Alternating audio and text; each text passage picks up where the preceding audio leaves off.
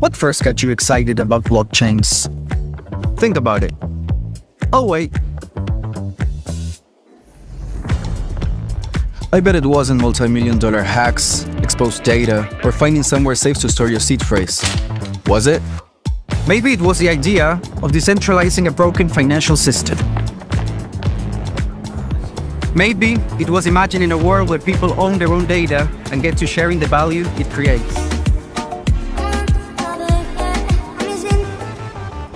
Or maybe it was the promise of a fundamentally better way of connecting, communicating, and transacting.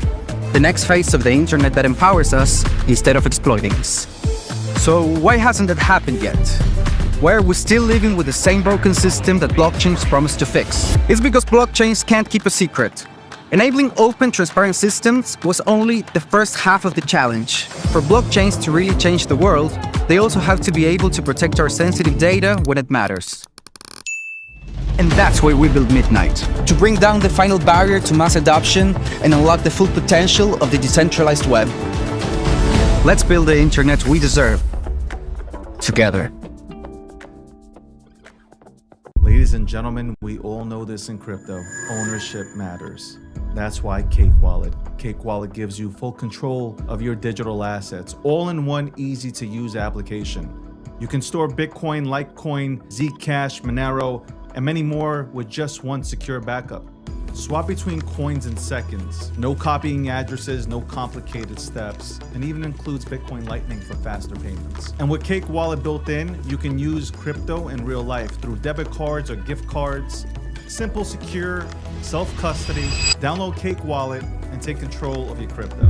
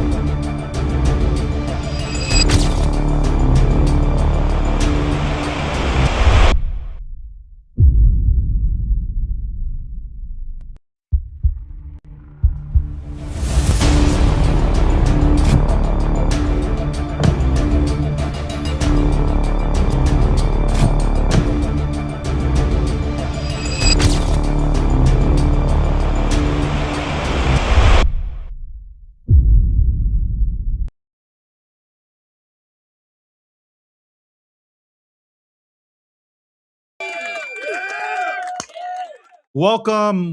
It's Friday. Holy shit, it's Friday. So the days run by quick. Welcome to the Breakdown, episode 732. Sponsored by Midnight. Shout out to Midnight, the title sponsor. Also, Polymarket. Polymarket is the official prediction market sponsor of the DG brand and also the Breakdown. Cake Wallet. We had Leah on here yesterday talking about Cake Wallet and her trips right now overseas, and her sitting down and talking to people about privacy. Listen, if you want to hold Monero or Bitcoin, Litecoin, Zcash on a wallet, Cake Wallet it is. And Cake Pay. Try out Cake Pay. Quad Network.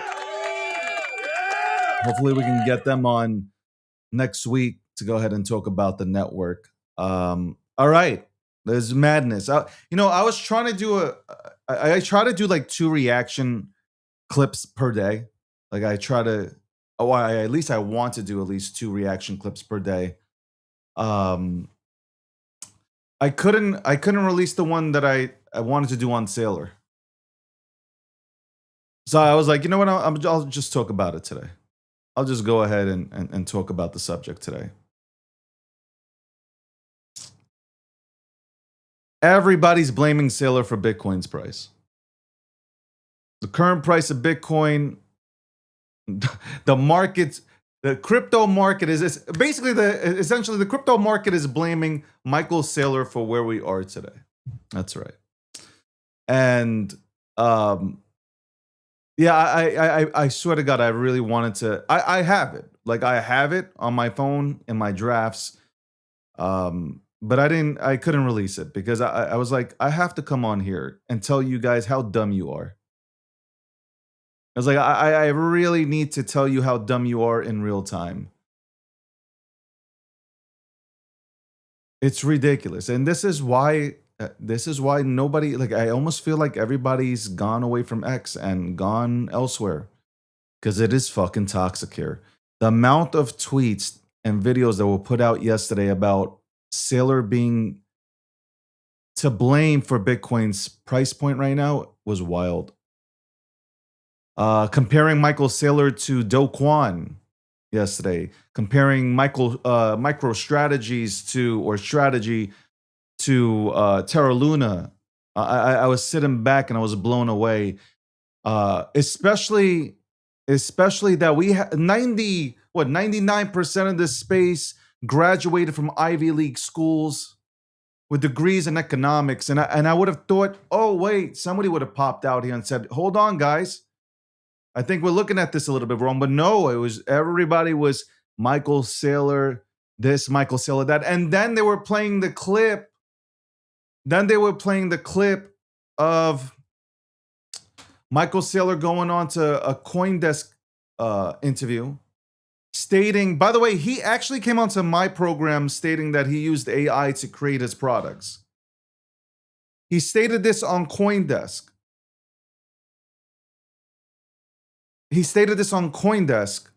Sorry, I saw Landy right. And there has to be a way. Landy, I was flowing, bro.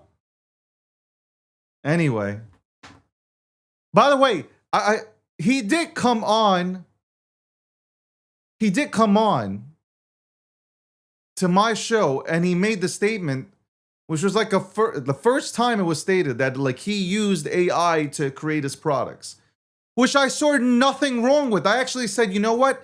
That's a really great move because now I actually use AI to create and elevate the products we have here with the company. So like,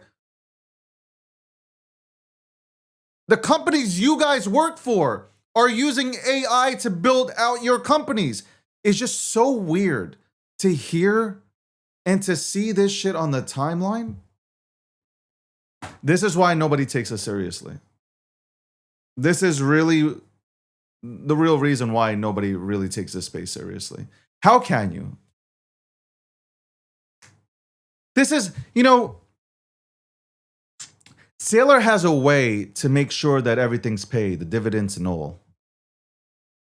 to compare him to Do Kwon or to compare strategy to Terra Luna it's wild. It just, I'm telling you, I wanted to come out with a video here.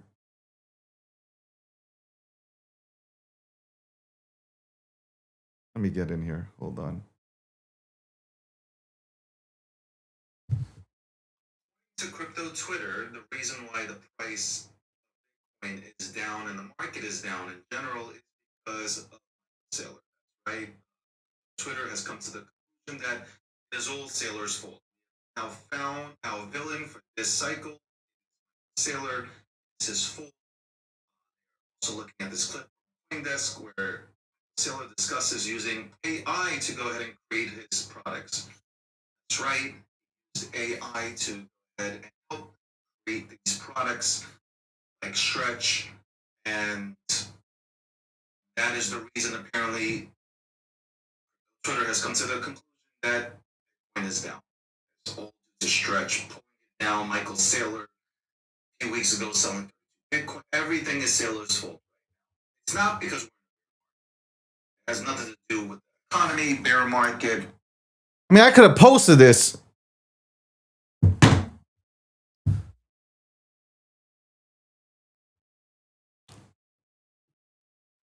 You guys deserve to be broke. Anybody who was putting that out there yesterday, and here's the bad part, and I get people want engagement, and everybody wants to get likes and retweets or repost on their posts that they come out with. I understand. I understand whatever we live in, where rage bait is the thing, clickbait, but we are fudding the wrong people. Not that you should FUD people. I'm just saying you're just FUDing the wrong people out of the space. You are literally, they're saying, Mike, the things that were being, the charts coming out. There's one guy who came out with something about Bitcoin's going to 5,000 because of Sailor holding 5% of Bitcoin. I'm not even kidding here. Where's this shit? I'm going to do a reaction video of it anyway. But this guy, Thomas, says MicroStrategies is collapsing. Bitcoin to 5,000. My prediction. Bitcoin, if they implode, seems like they are, so take 67,000 down to 62,000. And if you actually check MicroStrategy, then I don't feel so good for Michael Saylor. Price of stock dollars. I can't take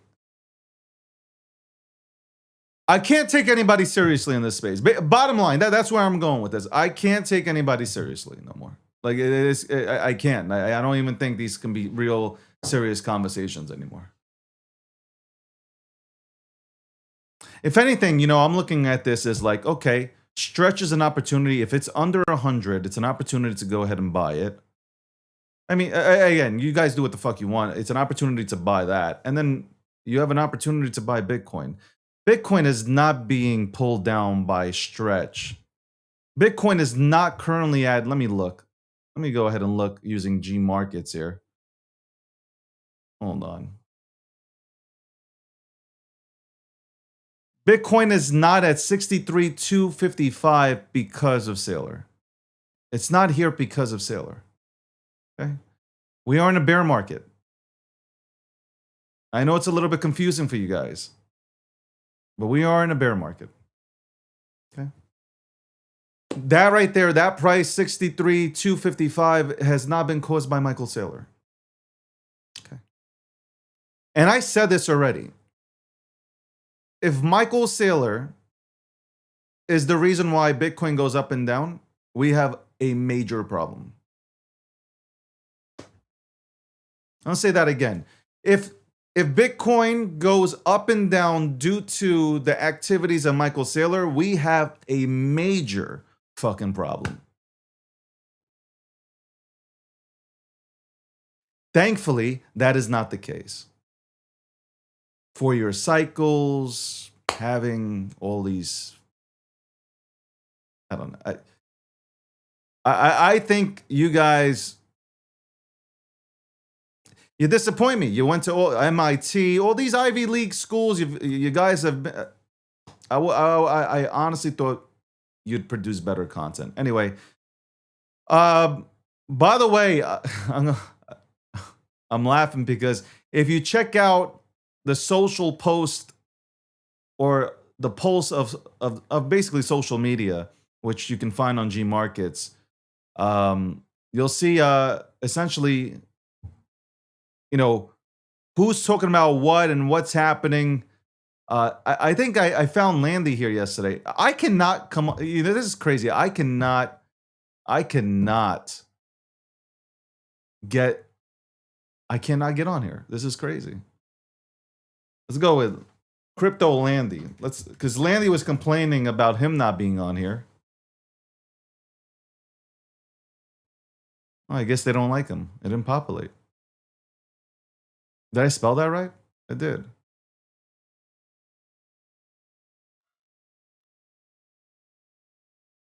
Hold on. Did I do that right? We're looking up Crypto Land. Oh, there he goes. Look at Crypto Landy. Look at Crypto Landy. Look, I hope you're satisfied now, Crypto Landy.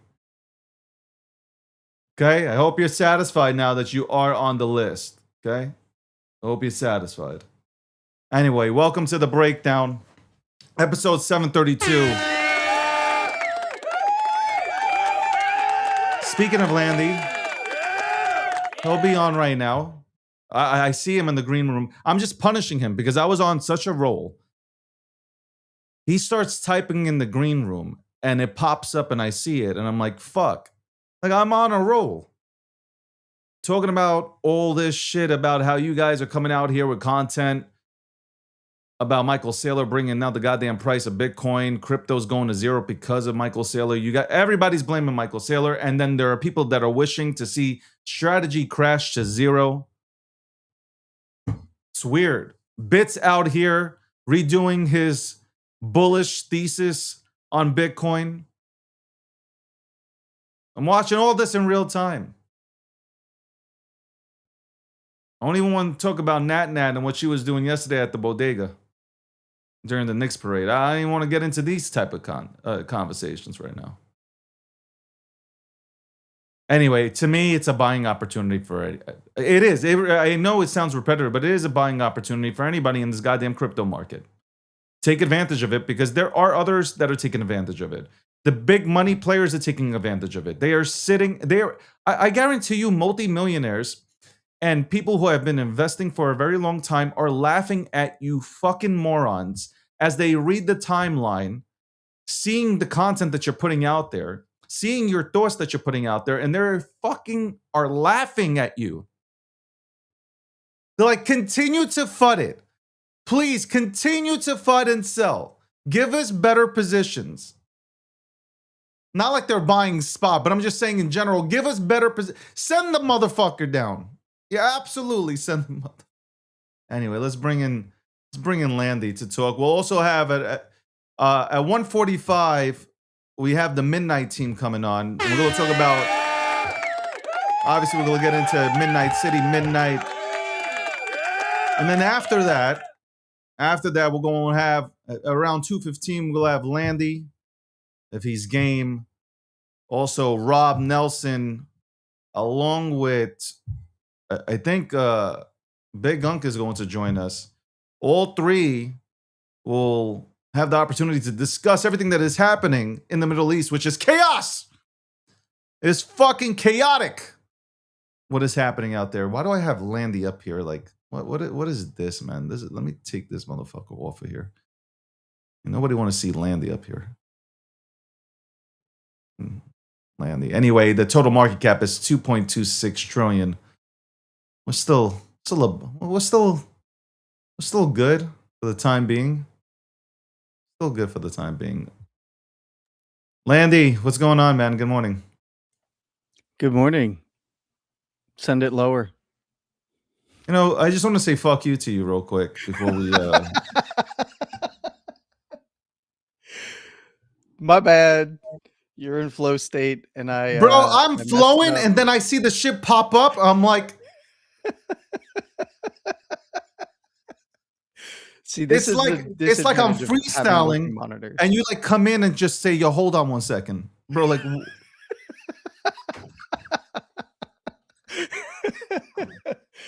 I was Look. really yesterday. So I'm watching the timeline, and I'm like, I'm dying to release this video that I played.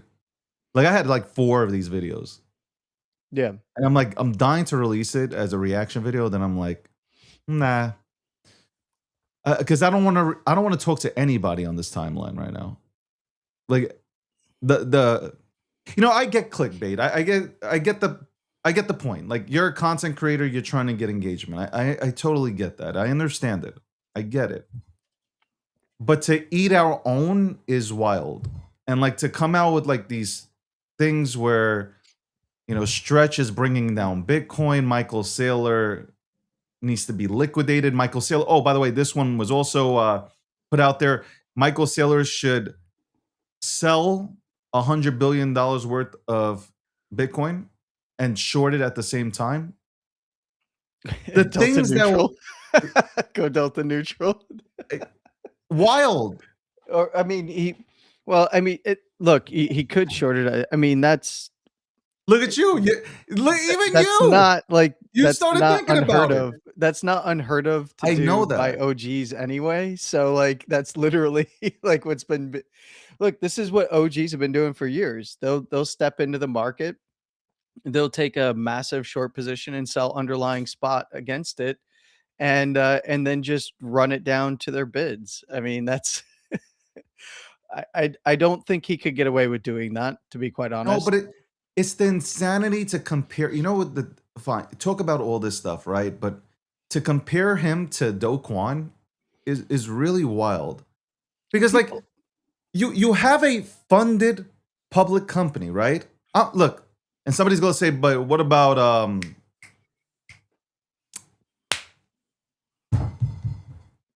Genesis. no. What was the public company that was essentially a Ponzi and fucking completely Oh, Theranos.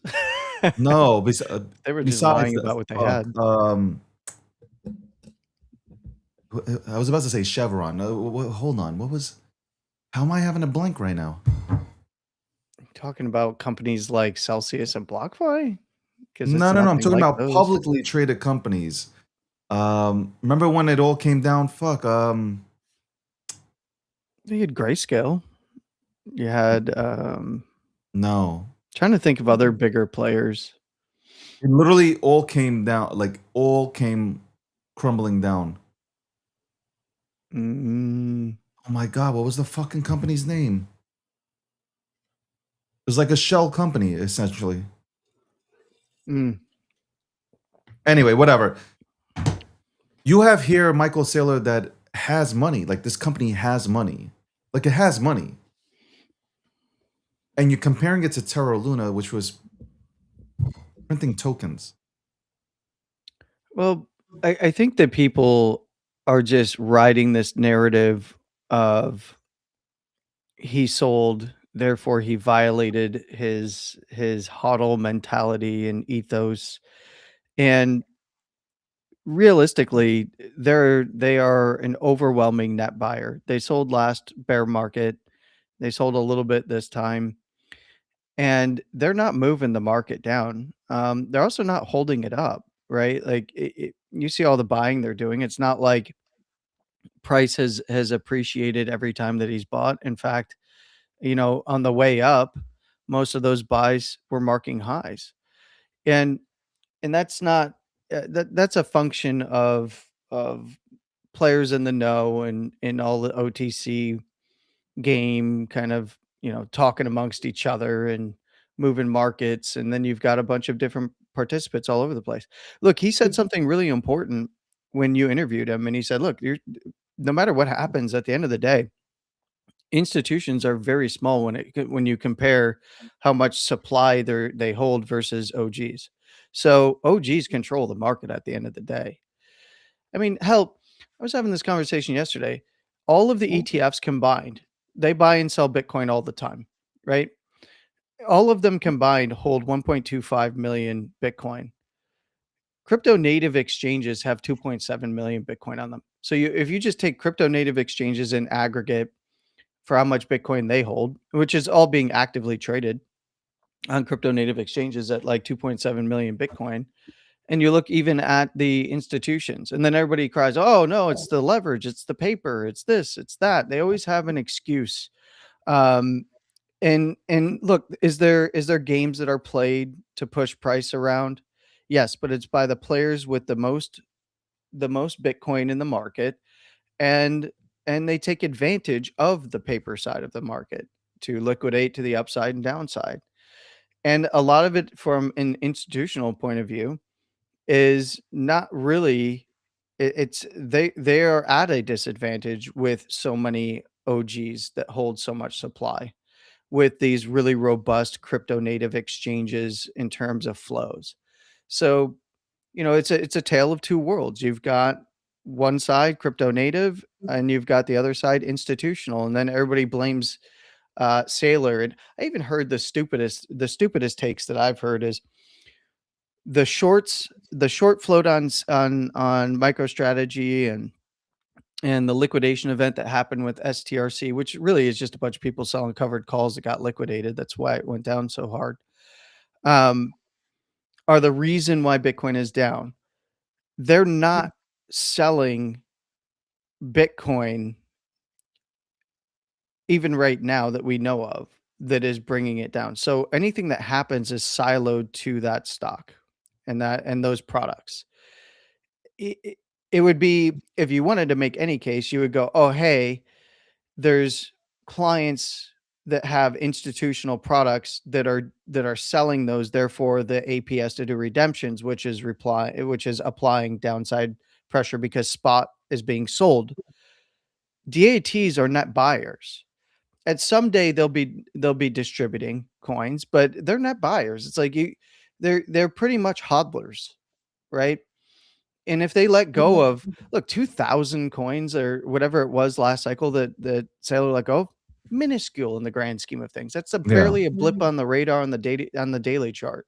So it's just patently ridiculous. A lot of it is because I've said this, and you've probably heard me say this before, is a lot of people put Sailor on a pedestal. They put institutions on a pedestal. And in fact, I know Bitcoiners, quote unquote, I'm going to do air quotes, Bitcoiners that sold their Bitcoin to go into these products.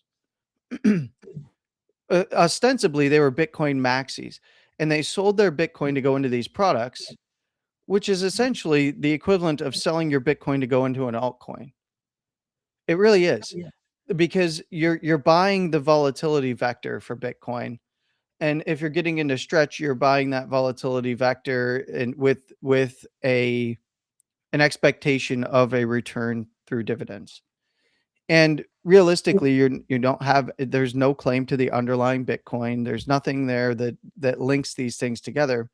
So that to me has always been a criticism of these Bitcoin maxis that went all in on institutions. Is like, well, you're not really a Bitcoin maxi. You're here for the fiat side. Yeah. And if you're here for the fiat side, then you best understand what the underlying asset is doing. And if you don't sit there and point the finger at Sailor because MicroStrategy go down, Stretch go down, when they're literally the biggest net buyer DAT out there in the game. They're not actively buying and selling. They have sold a couple of times in history, and you can count that on one hand. But if you're going to look at where the buying and selling is happening in traditional markets, you look to the spot ETFs. You look at the buying and selling that happens in crypto native side of things. You look to OTC, you look to crypto native exchanges, and you look to DEXs. I mean, it's very, very simple. And I think that people just want, they elevated Sailor to be the face of Bitcoin in the public eye. And now they have the internet has what they consider a whipping boy for whenever things aren't going well with Bitcoin's price action. He's just going to automatically be that vector, because, and that's the double-edged sword of putting yourself out there to this extent to sell your product, right? If you're going to be out there and you're going to sell your product, you take the good with the bad. You're going to get blamed for anything and everything, whether or not it was your fault. And look, I don't think Sailor is fazed by any of it, to be quite honest. It's like you know this very well. You got out there in the public eye and really came to a lot of people's attention for your takes on Dogecoin and meme coins and how they flow into Bitcoin over time and how they introduce people to crypto, right? And for all of the good and bad, remember there was a period of time that people would say like, you don't even know what Bitcoin is. You're a shit coiner. He probably doesn't even hold Bitcoin, blah, blah, blah, blah, blah. Even though from day one you've said, yeah, no, I hold Bitcoin. Thank you very much. Right. Like you're going to be the anytime you put yourself out there, you are going to open yourself up to be a vector as a sounding board for anything that goes wrong, whether it's within your sphere or not. So, and also engagement farming. I again, but why would you like? I was thinking about this as a content creator, right? Or whatever you want to fucking call yourself, whatever label you want to put out there. There are a lot of people that like to interview people, right? And yet the same people that want to interview people are ripping apart Sailor. I'm not saying that you can't say anything bad about anybody, right? Yeah. But like you can break it down and say, look, I'm questioning these things and I'm wondering if they have some sort of effect on the markets. When you come out and you're just ripping him apart, like you think Sailor's ever going to come onto your show? Like that's how I'm like thinking. Here's a guy who's like putting his nuts on the line. Like, is that fair to say?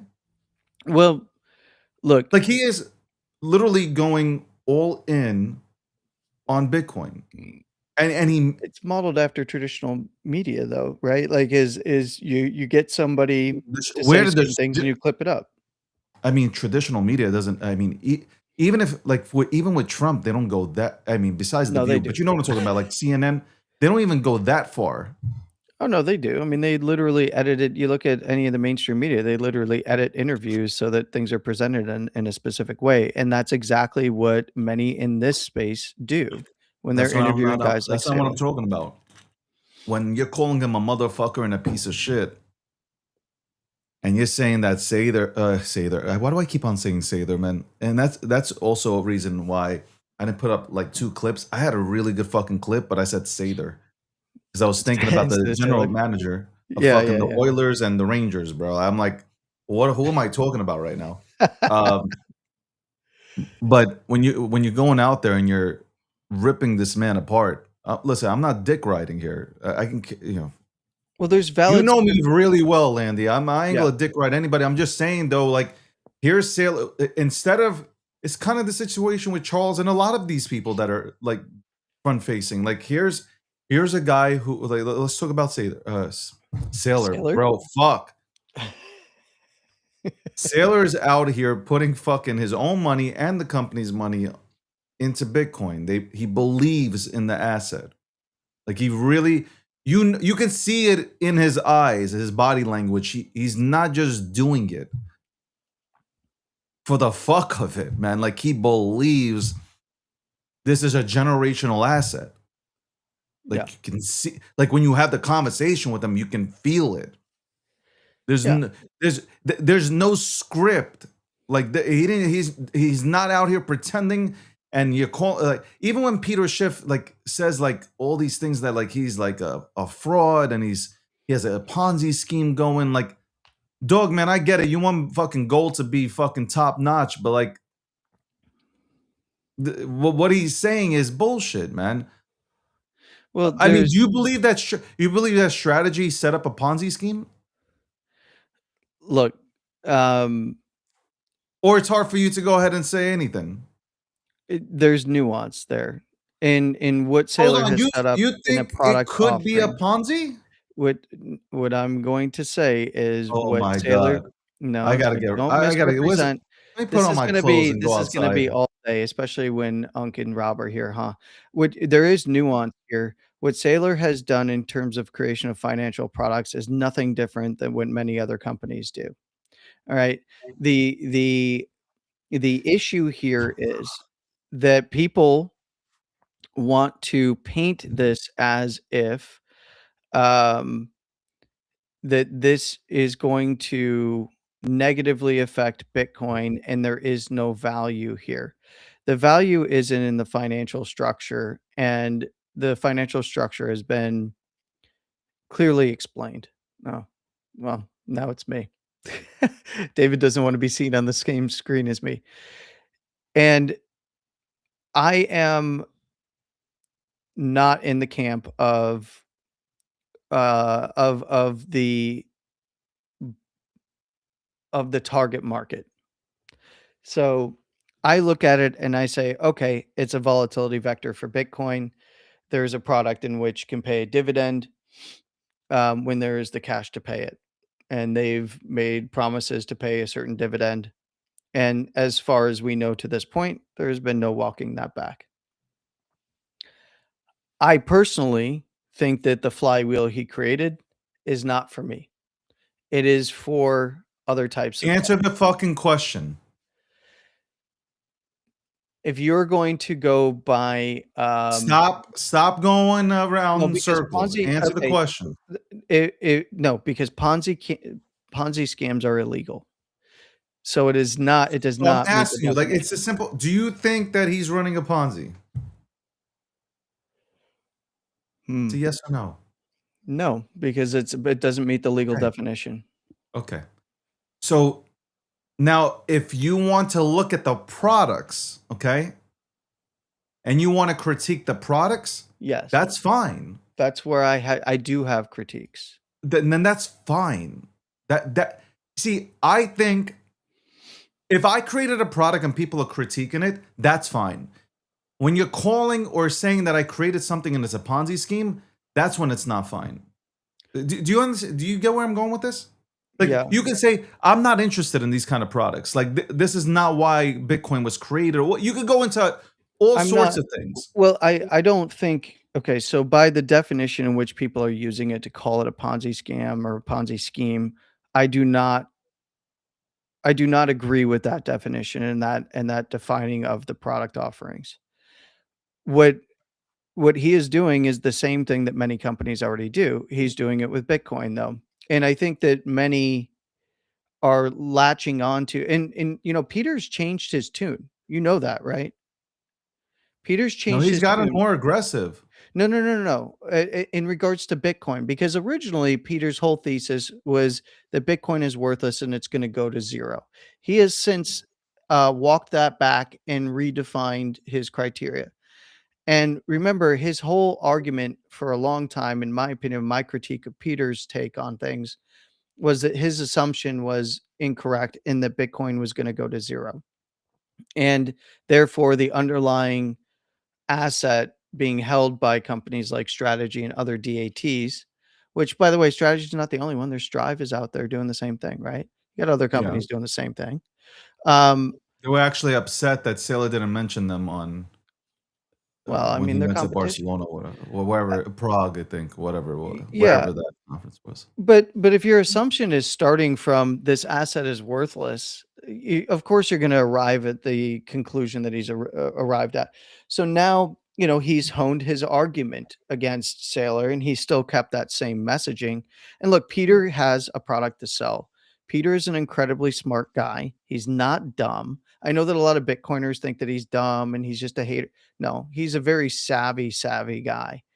Um, in him updating his thesis on Bitcoin itself has now essentially evolved to that these products are going to harm Bitcoin's price appreciation to the upside, because his thesis is that they'll be forced to sell. Here's the problem with, I'll tell you the problem with Peter.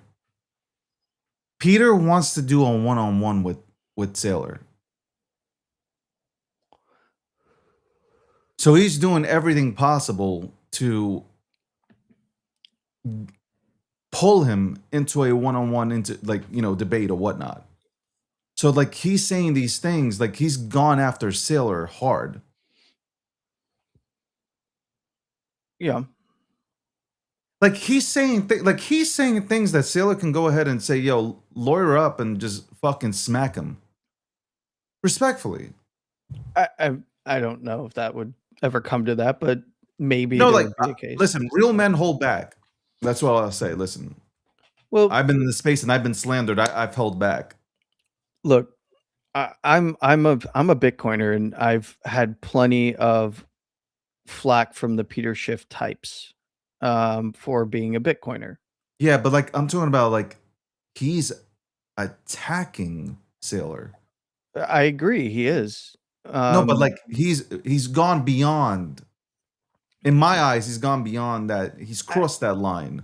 I don't know. I don't know. You want to I read really some? haven't paid attention. I You really, want to I'll be read honest. some? I guess, yeah. I All mean, right, read here's some. the thing: is they're both incredibly smart individuals on two very different sides of the aisle, and both have products to sell, right?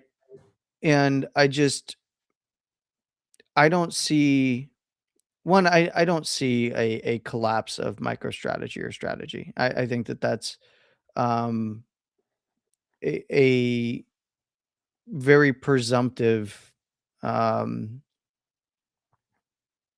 take by many. Uh, uh, all I know is that DAT products like that aren't for people like myself. Look, There's a very let- specific target market for them. let's look at what Peter Schiff is putting out here. Hold on. It's one thing I hate about this goddamn mouse from Apple, man, or fucking touchpad. All right, look. This is what I'm talking about when I talk about this topic.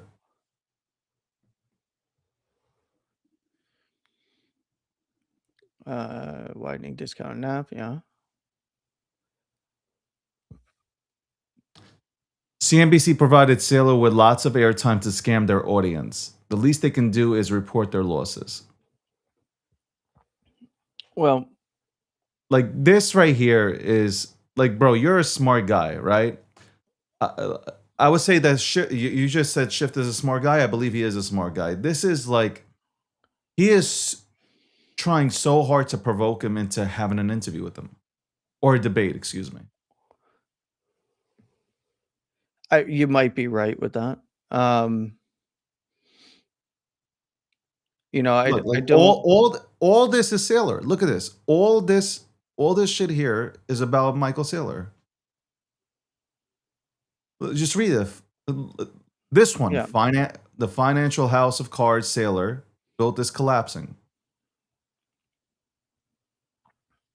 Well, look, And this is Bitcoin itself is breaking down, taking the rest of crypto down with it. Soon, Sailor will trade in his orange tie for an orange jumpsuit. you know, I don't really understand what the veracity of his claims are behind that. I don't see them as credible claims. I see them as marketing, Yeah, but like this is adversarial marketing. this is at the point of like slander. Uh, I'm telling you, man. Like if you read his comments, like if you read his comments, I mean, it's written, so it'd be libel. Slander is He was on spoken, my- libel is written, but I don't really know if it meets those criteria. You know, oh come on. When I you don't. say that I'm not a somebody's running a lawyer. Ponzi scheme, I'm not a lawyer. I only studied you only enough play one on to TV. not. No, I only studied enough to take the bar. I didn't take it though, and this was not my wheelhouse. It's crazy. It's crazy. I gotta say, it is absolutely. Again, you don't have to like the products. By the way, I wasn't. Everybody started like throwing out that clip, which I was offended that they didn't like. I mean, like he was on my show way before this CoinDesk interview, and he said that hey, he created which gave me the idea of creating products using AI and AI agents. Yeah, your He came out. interview was viewed millions of times, and it was clipped, and that's part specifically was clipped and passed around. It was not like some big revelation, Yeah. but now all of a sudden, I think the difference is price is much lower for Bitcoin, so everybody wants to seize on any little thing that they can Yeah, but find a narrative for. what is the big deal that he used AI to create his products? Like I have absolutely like I wasn't like, oh shit, I got to get out of Bitcoin now, like, or I got to if I have strategy or if If I somebody, have if or if I somebody's have looking at stretch, like I got to get somebody's out. looking at stretch below par and going, "Oh no, I need to get out of Bitcoin," then you here's your sign, No, but it was like, oh, as a famous AI. He comedian used once AI. said.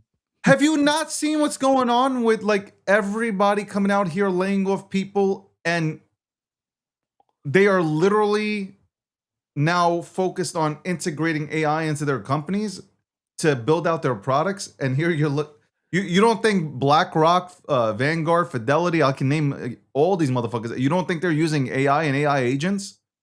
They've been using AI for, oh my God, never mind. You know what? Let me just shut the fuck up. Before it was called AI. 100%. It's just They like, are we they were fucking using algorithms that definitely you would consider AI today or would be lumped in the AI category today. it's just like hilarious to hear. So like these people, oh my God, he created products using ChatGPT. Well, you know what? ChatGPT has a higher IQ than anybody here. Okay. And second, ChatGPT probably has a higher IQ than most people working at Fortune 500 companies in entry level positions and even higher positions, mid level positions, and executive positions. Look, I think that is literally just a silly narrative, and these narratives. If Bitcoin continues to go down, for instance, if it takes another leg down from here, it's only going to get more intense. That's how you know we're in a bear market. Oh, it's Sailor. You gotta. I just don't. Yeah, I can. You know what? Maybe I'm the only one that's defending Sailor, but like, at least he's like, he sees an asset. He thinks it can work. You know, like he thinks it can work for strategy. He thinks he can like all these products. He thinks that they can. Okay, listen, it's a decentralized fucking world that we're living in. Here's He's, my issue with this, though. he can buy as much as he wants. He can buy 50% of the supply of Bitcoin. Let's walk back You for a can second to too. AI, David, because here's the thing. People who are criticizing it, y'all realize that those products were approved. They're approved and they're tradable on the major indexes. And you're gonna be like, oh my God, oh my God. You're gonna like, okay. So who is this really? If you're gonna, if that's the indictment, is that he used AI to help him conceptualize and break down and brainstorm these products, these same products that AI helped him with in terms of his brainstorming and coming up with these products was approved by by the exchanges to be listed. It was approved by all the regulatory bodies. So who are you really, what is the real indictment here if that is your take on it? Like, look, I don't It's think wild. It's so fucking stupid. So are we gonna go after everybody now? I yes, mean, they should go after Apple right now. it's a bear market. Everybody can get some. Everybody's gonna get some. That's how bear No, markets work. listen, Landy, Even I understand. CZ was the biggest scammer on the planet. He can't. And then as soon as the market turned around, everybody was hailing CZ and BNB, and then they need to pardon him, and they need to do that. Like it's you're either yeah, The you're sentiment, either a the hero or a sentiment is villain. very And if you're a different. hero, you will be a villain. Oh, 100%. Yeah. I know that. And I'm not even there. Well, I don't see myself there. I know how this whole works and as soon as the Oh no, I markets go fudge down, you all the time. everybody's I'm at just full. kidding. Say that Just again? kidding.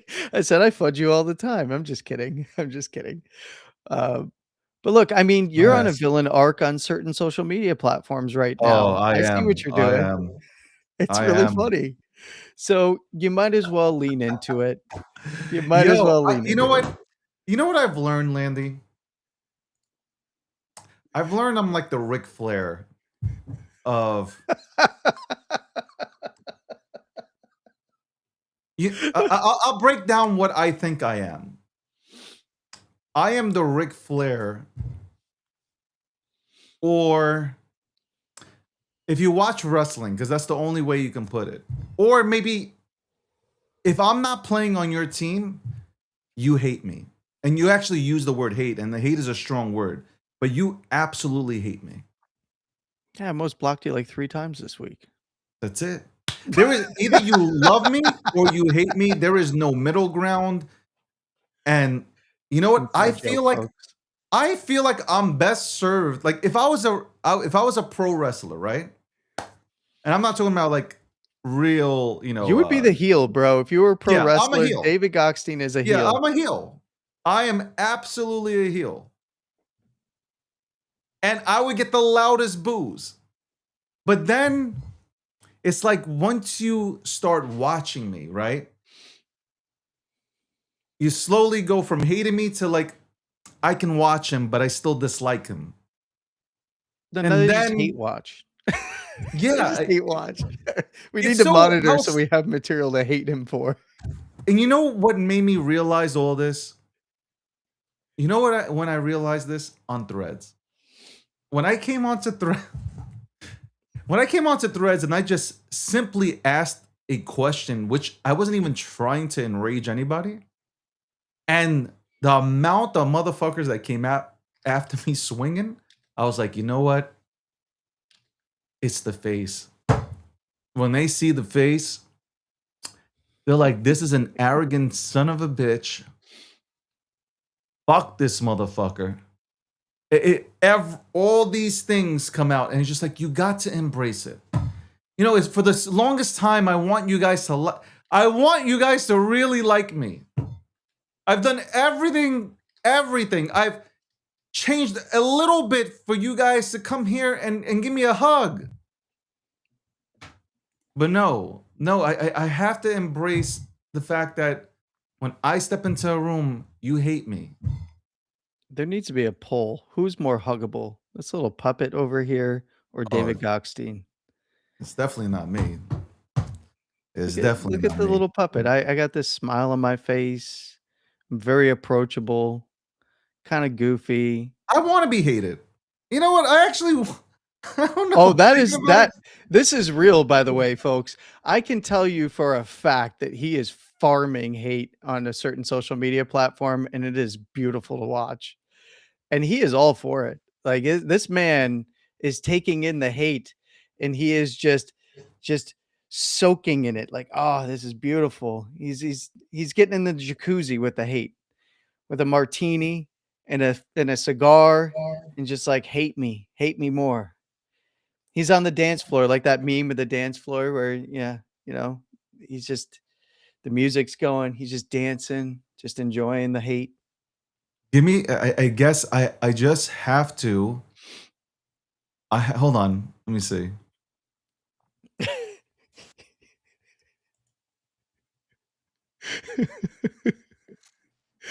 Oh, brother. You were literally trending because you were getting so much hate. Am I? You were the other day. AJ pointed it out, and I went and looked, and no, yeah, you were trending with your hate farming over there. I'm not even saying anything bad. No. You don't have to. That's what you're doing though, and I'm it's telling you, beautiful to watch. it's like you see me and you just want to hate me, and you're just weird. But like again, I have to embrace it. Embrace the hate. The unhinged This hate. is who I am. Are you ready? Are you ready? Hold on. Oh, Hold on. I gotta God. find. Hold on. You better not hit me with that freaking pool picture again. That album cover picture.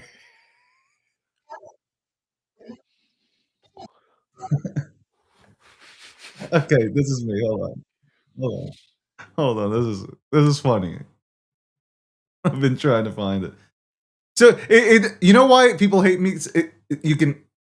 You can look at my face and you can say, "Oh my God, he's arrogant." Okay, cocky, whatever. And then somebody said in the chat here, the last name. So it's like everything's. Yeah, no, you have haterade. You were born into the most elite of The Jews don't haterade even accept farming. me. Yeah, The Jews don't even accept me. You All are right, a this is vector, a good sounding board for hate. this is me right here, guys. Ladies and gentlemen, let's play a little clip of myself. But also to know, shut up while I'm talking.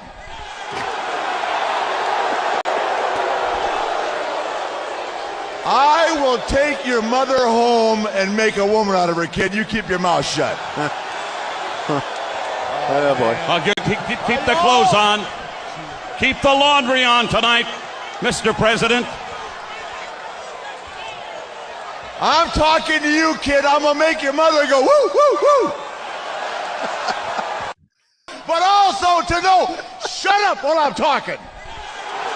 This is the preview of later on in the show, by the way, for the audience. I will take.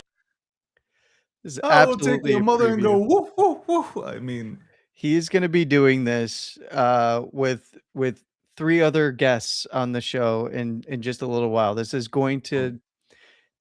either that or it's going to be like a really calm, like good conversation. One of the two. It's going to go one of two ways. Today, I'm on one of the all-time highs. Tommy Blanchard, the great Oh man. Tommy Blanchard, defeats Dusty Rhodes.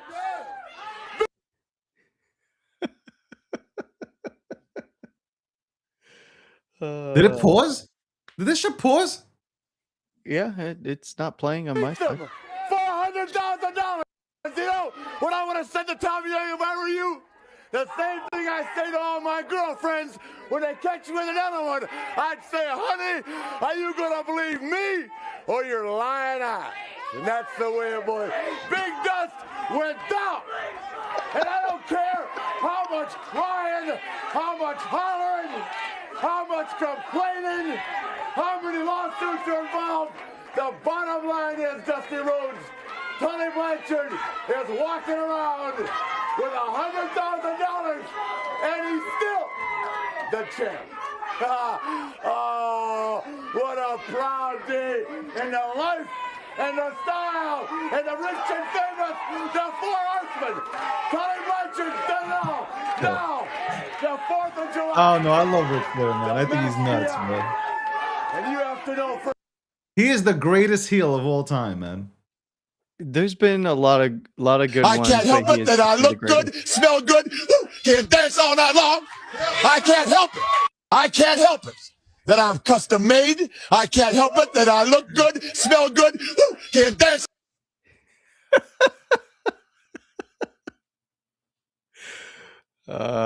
He was a great entertainer.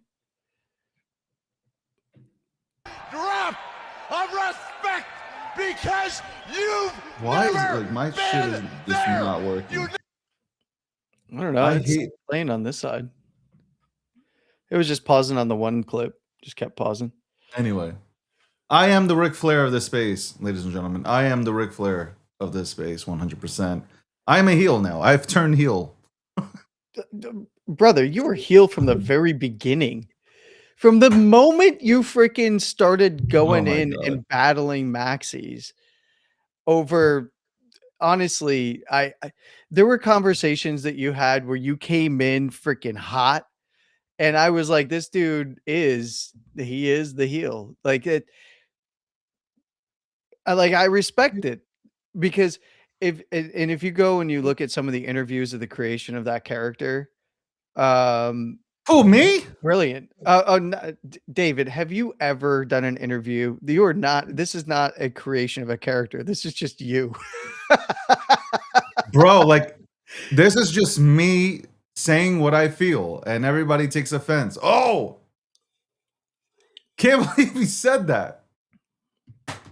Well, believe it. Believe it, bitches. Welcome to the show. Episode 732. Sponsored by Midnight. Also sponsored by Polymarket, Cake Wallet, and Quad Network. We'll be back right after this commercial break. It's 1:01 p.m. Eastern Standard Time. Ladies and gentlemen.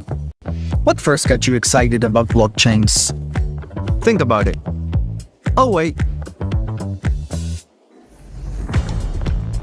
I bet it wasn't multi-million-dollar hacks, exposed data, or finding somewhere safe to store your seed phrase. Was it? Maybe it was the idea of decentralizing a broken financial system. Maybe it was imagining a world where people own their own data and get to sharing the value it creates. Or maybe it was the promise of a fundamentally better way of connecting, communicating, and transacting. The next phase of the internet that empowers us instead of exploiting us. So why hasn't that happened yet? Why are we still living with the same broken system that blockchains promise to fix? It's because blockchains can't keep a secret. Enabling open, transparent systems was only the first half of the challenge. For blockchains to really change the world, they also have to be able to protect our sensitive data when it matters. And that's why we built Midnight, to bring down the final barrier to mass adoption and unlock the full potential of the decentralized web. Let's build the internet we deserve, together. Ladies and gentlemen, we all know this in crypto. Ownership matters. That's why Cake Wallet. Cake Wallet gives you full control of your digital assets, all in one easy-to-use application. You can store Bitcoin, Litecoin, Zcash, Monero, and many more with just one secure backup. Swap between coins in seconds. No copying addresses, no complicated steps, and even includes Bitcoin Lightning for faster payments. And with Cake Wallet built in, you can use crypto in real life through debit cards or gift cards. Simple, secure, self-custody. Download Cake Wallet and take control of your crypto.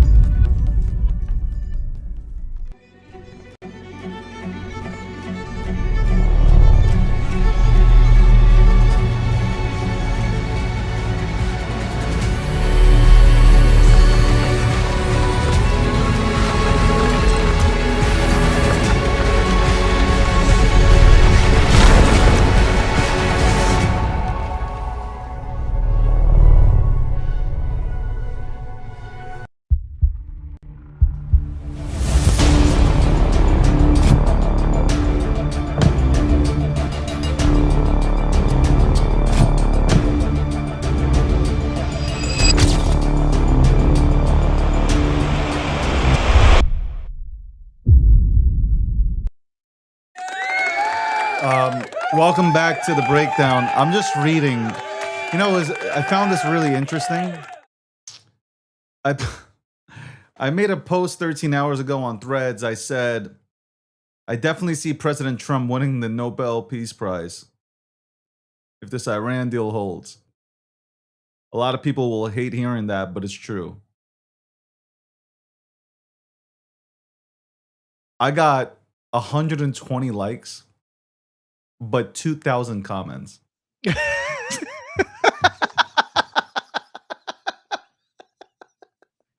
Yo, it's Threads. It's just as bad as Blue Sky. Bro, they will not like it. There's no. They are.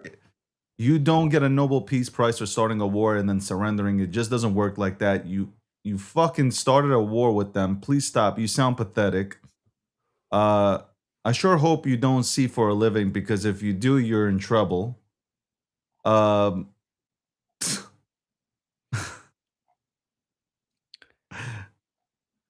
my God.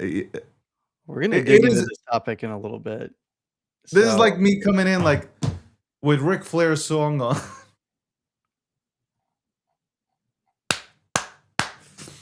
I'm sorry. I don't know why I like it. I don't know why. Like, how many more guests do you want me to bring on? I will bring on more guests. Don't worry about it.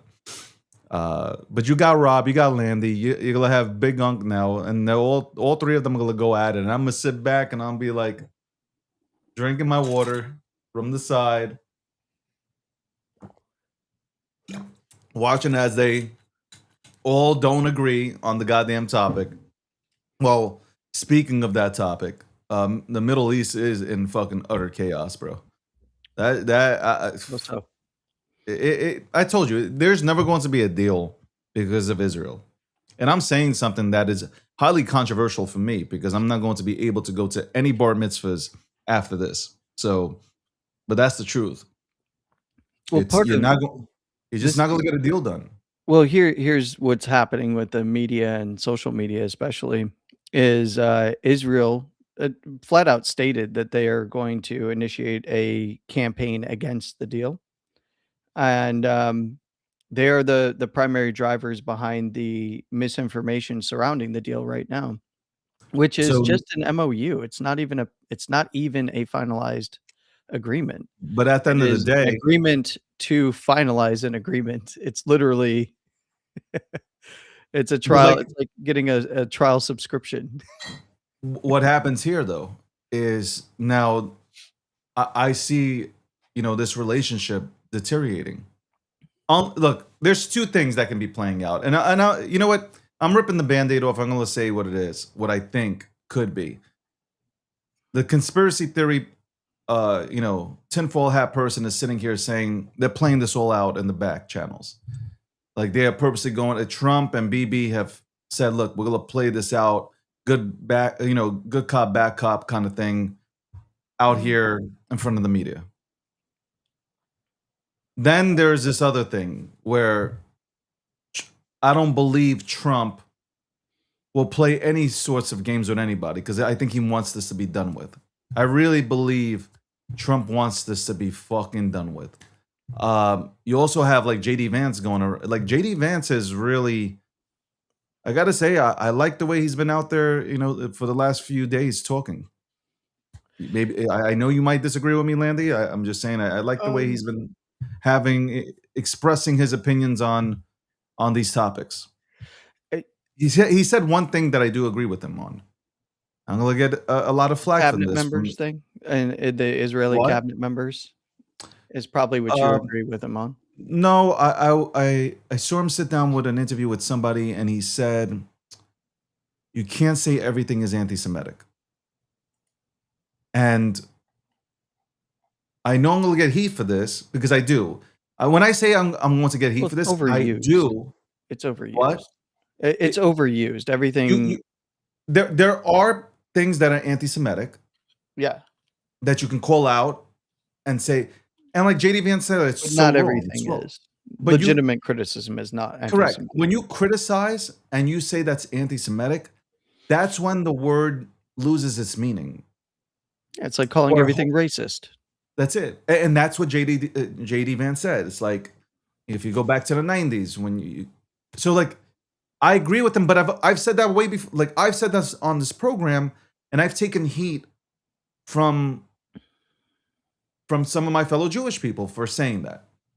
Because they're like, that's wrong. Like that I'm like, no, like you can't call everything anti-Semitic. You just can't. If there's a slur said, understand, like fine. But just because somebody criticizes, like I'm criticizing, here, I'll give you a critique. BB is not allowing a deal to get done. That's not me being anti-Semitic. That's me saying BB's causing a problem right now. Am I being anti-Semitic? Or am I being an American that's saying, I am tired of this fucking war. I want them to fucking sign off on whatever deal that they want to sign off on. And let's move on. No, that's like the average American wants to move on. Okay? And I gotta say, some of the Republican cats here, you can't defend Trump on everything. Not you, Landy. Like if he really did say that about look, I don't want to. She had America's back when Trump was like about to win and stuff. She was always talking positively about Trump. Who? And there's been camera angles of her, the prime minister of Italy. Yeah. Trump said, I felt bad for her, so I took a picture with her. Yeah. She came out and said, I never begged for a fucking picture. Like there's a timeline to this. Why But then, like, you're looking at the videos, they were all happy together and shit. But he did sit down with an Italian, with I think with an Italian network, and say that she begged him for a picture, so he felt bad. Now we know how Trump's words could be taken out of context, but still, like, if he did say that, why? Like, this is what I'm saying, Landy. These are the things. These things don't matter. I But know that people make it out like it really matters. At the end of the day, but it I doesn't get it. matter. I get it, Landy. But you know what the problem is with the influencers from the Republican Party, the MAGA Party? They don't see anything wrong with anything. Well, Like, oh, this is perfectly fine. No, it's not. Like, just like like the left, the whole point it's was content. Trump comes back into the Oval Office and he brings back, really good relationships with with these countries that we haven't had good relationships with because Biden was in office. I get what Trump's trying to do. Like, he's exposed our allies. Okay, Trump has 100% exposed everybody. We've talked about this. The All these problem- countries that you guys think are our allies, they're not. They hate America. They despise us. Okay? Rip the Band-Aid off and see it for what it is. They do not like us. The only reason they deal with us is because we pay for everything. Well, look, you have coattail riders on both sides, right? And the coattail riders are at the highest levels of power. They'll coattail ride a Trump administration, a Biden administration, because they have objectives and goals that they want to see met, whether Yeah. you agree with those or not. The fact of the matter is, Trump has always been out there exposing the coattail riders, even those that have been incredibly close to him.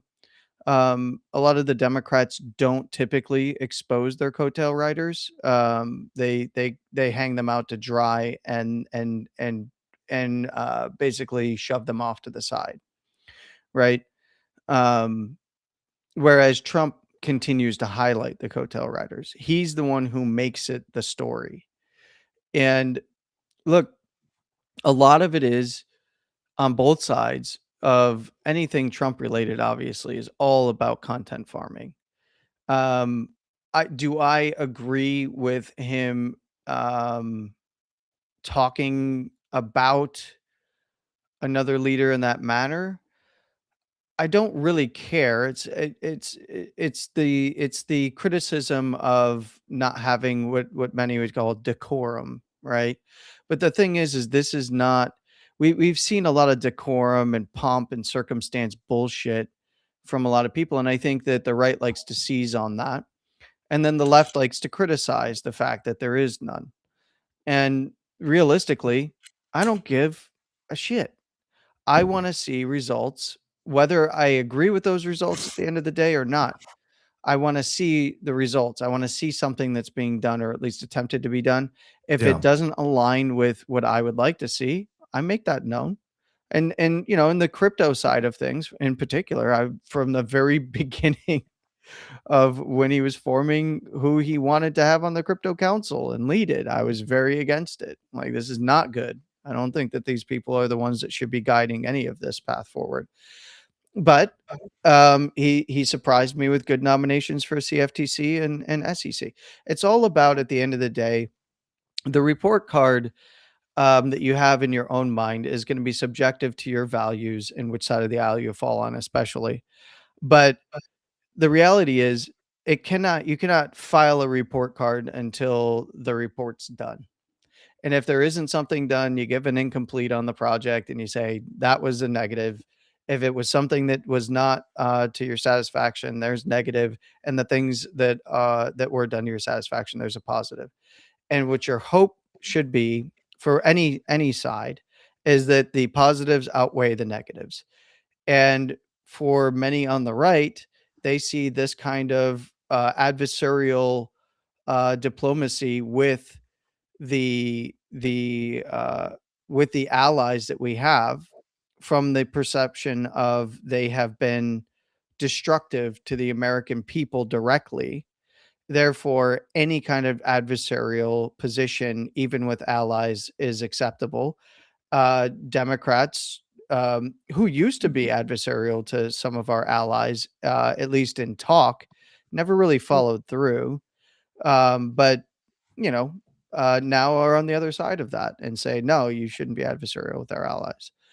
And quite frankly, I'm surprised that with the messaging coming out of the U.S. administration regarding Israel, that the far left and the far right haven't seized on that as something that they want to see as more friction there. But instead they still frame it as, the Jews are in control.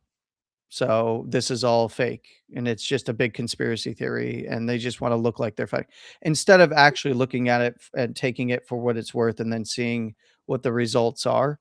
It's no, I'm going to jump to the conclusion of this is clearly them working together in subversion and it's conspiracy theory and all of this other stuff, which in reality, you have to take it at face value until you see something otherwise, right? Even if you do suspect that it is something different going on underneath.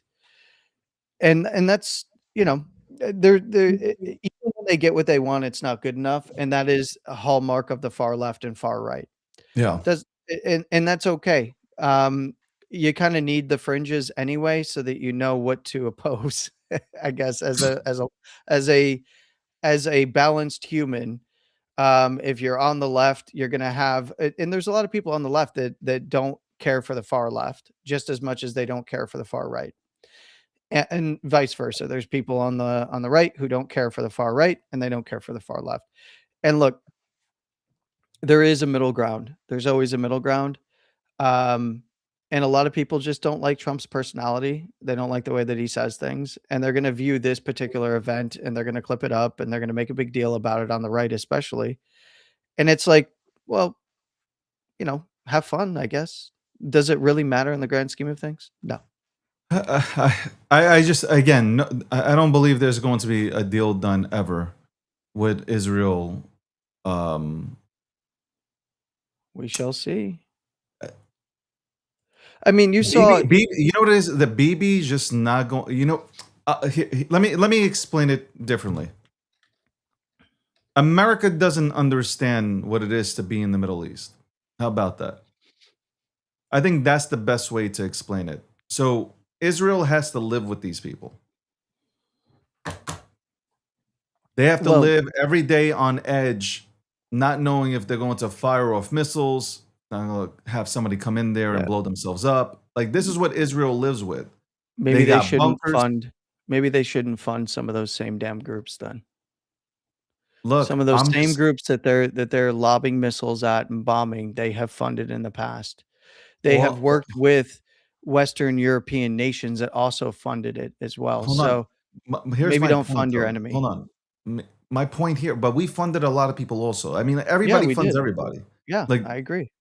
So, we funded fucking Bin Laden. But don't come at us when you are funding these very people that you're saying that you can't have a deal because these people exist. So what I'm saying is, I'm talking about now, right now. That's what I'm talking about. Hold on, but let me say something. I'm talking about the citizens of Israel. I'm not talking. I know, and we'll get to management, but they know, here's this little place that is no bigger than New Jersey, and they're surrounded by people that dislike them. Okay, and now I know there's every reason going to be thrown out there. I get it. You're not well versed on why, but listen. It goes back to Jesus. Let's keep it 100. Okay, it goes back to the time of Jesus. Plain and simple. Before Jesus. Even then, well, I mean, it's post Jesus with the rise of Islam, but you're correct in that respect that post Jesus and then much later, hatred became much worse after Jesus. That's it. Yeah, you had the essentially three major factions, and then many sub factions of each. Yeah, I agree. So you're never going to. You're never going to get rid of that. It's just it's never going to that will forever, as long as the human species continue to thrive, it will be forever known that, I guess it will be pushed that the Jews went ahead and crucified Jesus. That's it. I've done my own study. I'm not gonna really push it here. I'm not gonna get into religion because I have a lot of very, very, very, very Religion and divisive politics, takes. totally Oh, I'll get understand. into politics, but I have very divisive takes. No, but I'm saying religion and politics are two things that you should not talk about. No, you should. I believe Because that you should. I just think that this no, is for me, I not could for talk me. about it, Landy, but like you can't talk about it with other like you. This can go ahead and tear up friendships, and you'll never talk again. It often does, yeah. That's why when I can take it, like I can care less. I can sit in an environment where it's toxic, and I go to Threads. I can sit there and watch as Same. people go ahead and tear in, and I'm just like, okay, my next thought is, but listen, Jesus was a Jew. That's my boy. Before my dad died, I remember my dad would say, like, I remember this. It just pops up. It was like, Jesus was one of us. It's our boy, bro. I remember that. Welcome to the breakdown, episode 732. Yeah, it sucks. But here's the thing with Jews, or I should say Israelis. Israelis are brought up to not concede. They are not going to bend the knee. They're taught at a very young age about what happened with the Germans and everything. Like, never again is what's taught to Israelis. Never again. But the crazy part is that if you actually lived in Israel, you know that Palestinians and Israelis do get along.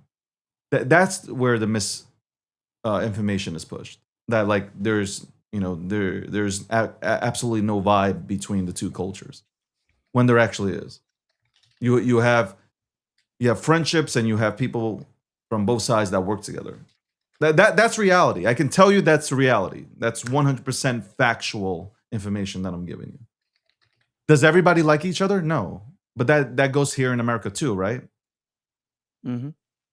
Like, is there racism here? Yeah, absolutely. But for the most part, people work together. What is Hamas? Is Hamas a really good organization, or would you say they're a terrorist organization? They are literally branded as a terrorist organization. What do they see themselves as? No, That's a different story. if I told you what do you think Hamas is? What would your answer be? They are a radical Islamic organization that participates in unconventional warfare that is terrorism by any metric of warfare. Do you think And they have an Hamas wants to extremist see? point of view. This is a really simple, right? Like, I think things can be looked at. I think, like, if everybody sat down and were honest about the situation without, any sort of agenda, and you just looked at it, I think all these things could be solved within a day. Does Hamas have the right? Is Hamas trying to rebuild and help the Palestinian people? No. So the answer is no. So It's a power power game. It's a power play. what is Hamas's goal? Like, here's even a better question. What is their goal? Well, we know what their goal is. It's the destruction of Israel. Okay. So their goal is the destruction of Israel. If they were to do that, what would be their goal next? Oh, well, to impose the same style of governmental system that we see in the extremist ideology and theocracy that we see at the head of Iran. would they not figure out a way to go ahead and attack Americans, Europeans? Look, My whole thing is like Hamas has had we are no trying. There problem are Americans, taking money Landy. from Israel and the West, I'm gonna and they get to have done Israel so for a too. long Hold time. on. I'm gonna get to Israel too. Let's just really focus on this. There are people in the United States of America that have no idea what Hamas really stands for, and they support them. Of course. Because Thus, they've don't been recognize how they've mistreated the Palestinian people. They don't want to recognize the atrocities that they only want to focus on one side. And this is the problem with nuance, because they want to have nuance on one side and not the other. And you can't have it both ways. You can't disregard something without nuance if you want to just express the nuance on the other side. And there is nuance in all situations, whether you agree with them or not. There is nuance. But everybody just wants a boogeyman. I believe BB is crazy. Okay. I don't think he's crazy. I think I, that he is I think he's calculated. very well. Well, for 4 decades, BB has told us that everybody has weapons of mass destruction, or they're like 2 seconds away from obtaining one. That's 4 decades. Mm-hmm. So you can understand why there's not you can understand why it's easy to brainwash people into thinking that Israel controls something and Israel's He was out to right do about something. Pakistan. He was What? right about a bunch of others. He was right about Pakistan. He was right about a bunch of others. But he wasn't right about Iraq, right? No, he was not. And he's not right about Iran. What do you mean? How close was Iran to a nuclear weapon? All international organizations agree that they were not far away from enriched nuclear warheads. But like, how far would that be? Like, if you, because he said, I'm because going at the based on enrichment him. rate, it's months. This is not about Trump, by the way. This is about him saying multiple times that Iran was close to a nuclear weapon. Well, I mean, they were. That is a indisputable fact that people like to argue about. But No, but I'm saying, like, remember, like, he was like, it's 2 months away.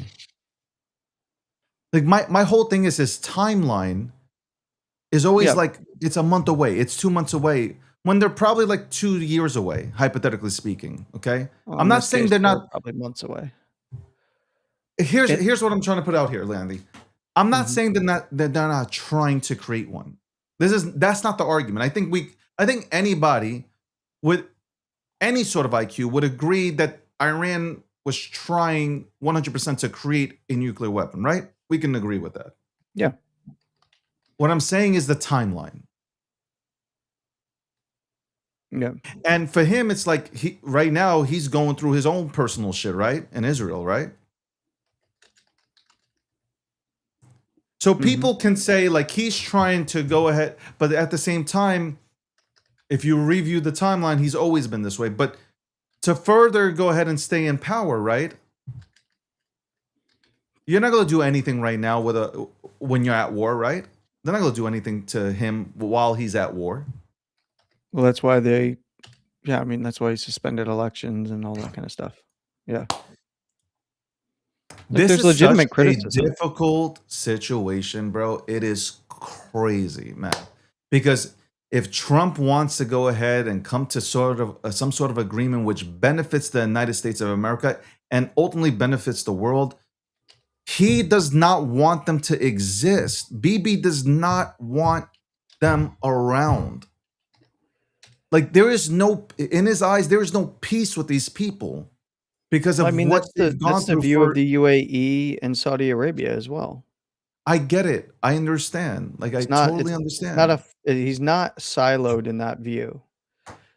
Look, Saudi Arabia wanted the Crown Prince came out. He said these people. He's like they're horrible, terrible. Like he's come out there and stated that, right? And he also was out there stating that he wanted them to be completely decapitated and essentially calling for a change of the regime at the hands of the United States, right? But who do we believe here, though? Like Landy, so this is the misinformation or the shit that's been pushed out to the public, whether it's mainstream media or whether it's even social media. Saudi Arabia is saying, like, we want to take them out. The Gulf states don't want them around, right? That regime, they want them out, right? Because they can't live in peace. Yep. They have to live under fucking worry and shit like every single day because of Iran. And they can't have Iran have a nuclear weapon. That would be crazy. So once from one angle, they're like, yeah, we need to take them out. But then you have conflicting reports that come out and say, well, because they're losing money, right? The Strait not open, all this shit, like it's difficult for them to make money, right? We For gotta Saudi end. Arabia and UAE, no, they're doing just fine because they have the pipelines. But the reports say otherwise, right? The reports come out and say, well, oh, Saudi Arabia wants this to come to an end. Qatar wants this to come to an end. That's Like, literally not what they said. They said after it started that they I'm not wanted saying they per se, but there are reports that come out. You know how Yeah. sources, anonymous sources. yes, Yeah. that's what I'm. So you have that's like the craziest weapon of all time is the misinformation. The misinformation that comes out that has Like what? everybody questioning, and then you have people who haven't studied geopolitics, don't know anything about geopolitics. They see these things and they're like, "Oh shit! You see? Look what America did again. Look what our country did."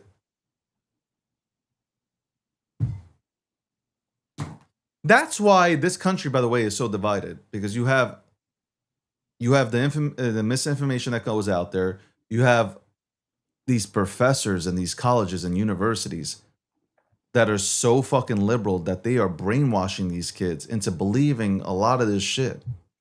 Well, here's something just to walk back for a second because the whole notion that I hear from many is that the United States was the only one saying that Iran was at 60% enrichment, and that's just patently false. It was actually the IAEA themselves, the international agency, that came out and said that they were at 60% and warned that they were within weeks away, as little as 1 week to a few weeks to go from 60% weapons grade to 90%, or 60% non-civilian use to 90% weapons grade.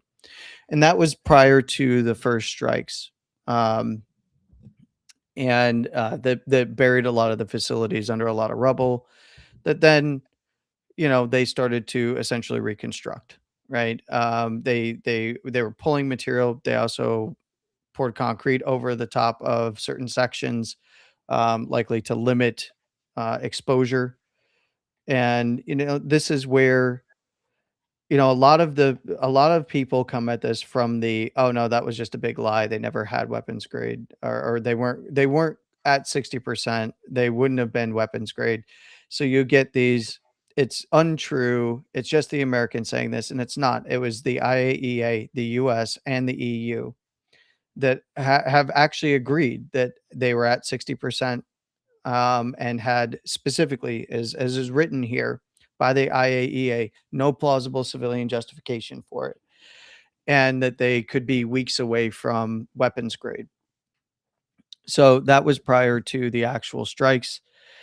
And it wasn't just the US and Israel that were saying this, but that's what the media painted out there. And that's the media narrative that they're going with now is there was no reason to go there. They never had any enriched uranium, blah, blah, blah, blah, blah. And that's just patently false. It's not factual. It's not factually accurate. Doesn't mean that you have to believe it, but to say that it was just Israel or the United States that were making this claim is a falsehood. And facts do matter and nuance does matter, but we don't have that here in the United States anymore when it comes to any discourse surrounding any of these subjects. It's like the MOU. There's no coherent discourse around this. There's people that still think that 300 billion is in Iranians' pockets right now, and that's just not that's false. It's not going to happen within the 60-day period either. That's false. Like there's so many falsehoods being perpetuated out there that, and you can see why. If and you can see that what has been exposed about Israel trying to push this particular narrative here regarding the MOU, you can see how it's percolating through the different nonprofit organizations, the different think tank organizations on both the right and the left here in the United States that are primarily outside funded organizations and NGOs here in the United States. And that's all to sway people's minds and opinions. So really there's facts and then there's feelings. And a lot of people jump to feelings and disregard the actual facts. And that's fine. But if you're going to discuss nuance on one side, you should be discussing it on the other, and people only want it one way. That's true. That is true. That is very true, Landy. Somebody said, are you? Yes, actually, I am. Anyway. You are what? I can't see the comments that you see. No, I don't see no. them. I'm actually looking Well, for there's some that are coming from X, some that are coming from YouTube, and then there's some that are replies to just me or tag just me from their account, and then there's some that are replies under the live stream. But I think a lot of by the way, a lot of the a lot of people that are into memes hate me right now. Because of my, I think a lot of them apparently my controversial take about the broccoli head motherfuckers running this fucking space. It was controversial. Look, that I told you should go ahead and build your portfolios out and then maybe mess around in the fucking memes. That's here's what you need to do, David. You need to get in front of the mirror and you need to practice your woo. All right. Woo! There you go. You got it down pretty good. Come on, you got what it are down you pretty kidding good. me? All right. You got it done. I guess no practice needed. Bro, I walk into fucking when I'm gassing up my car, I'm like, woo! 93.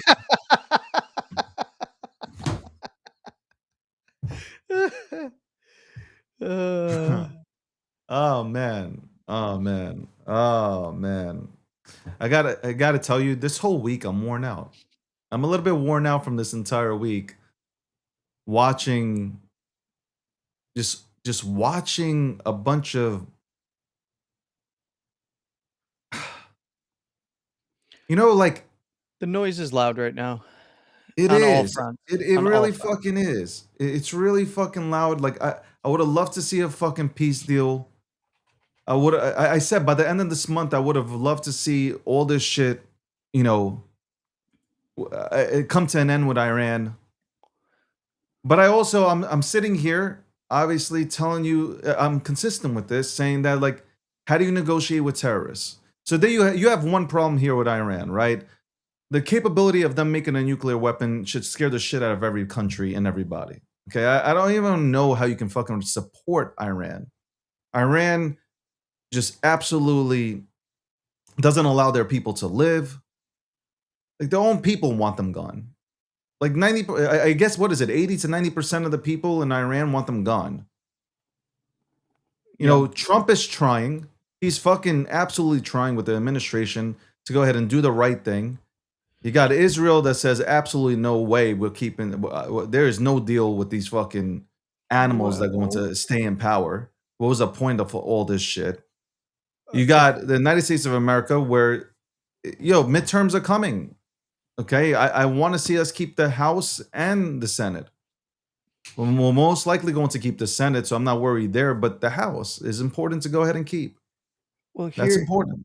I have a few points that I wanted to discuss with you. One of the big ones is,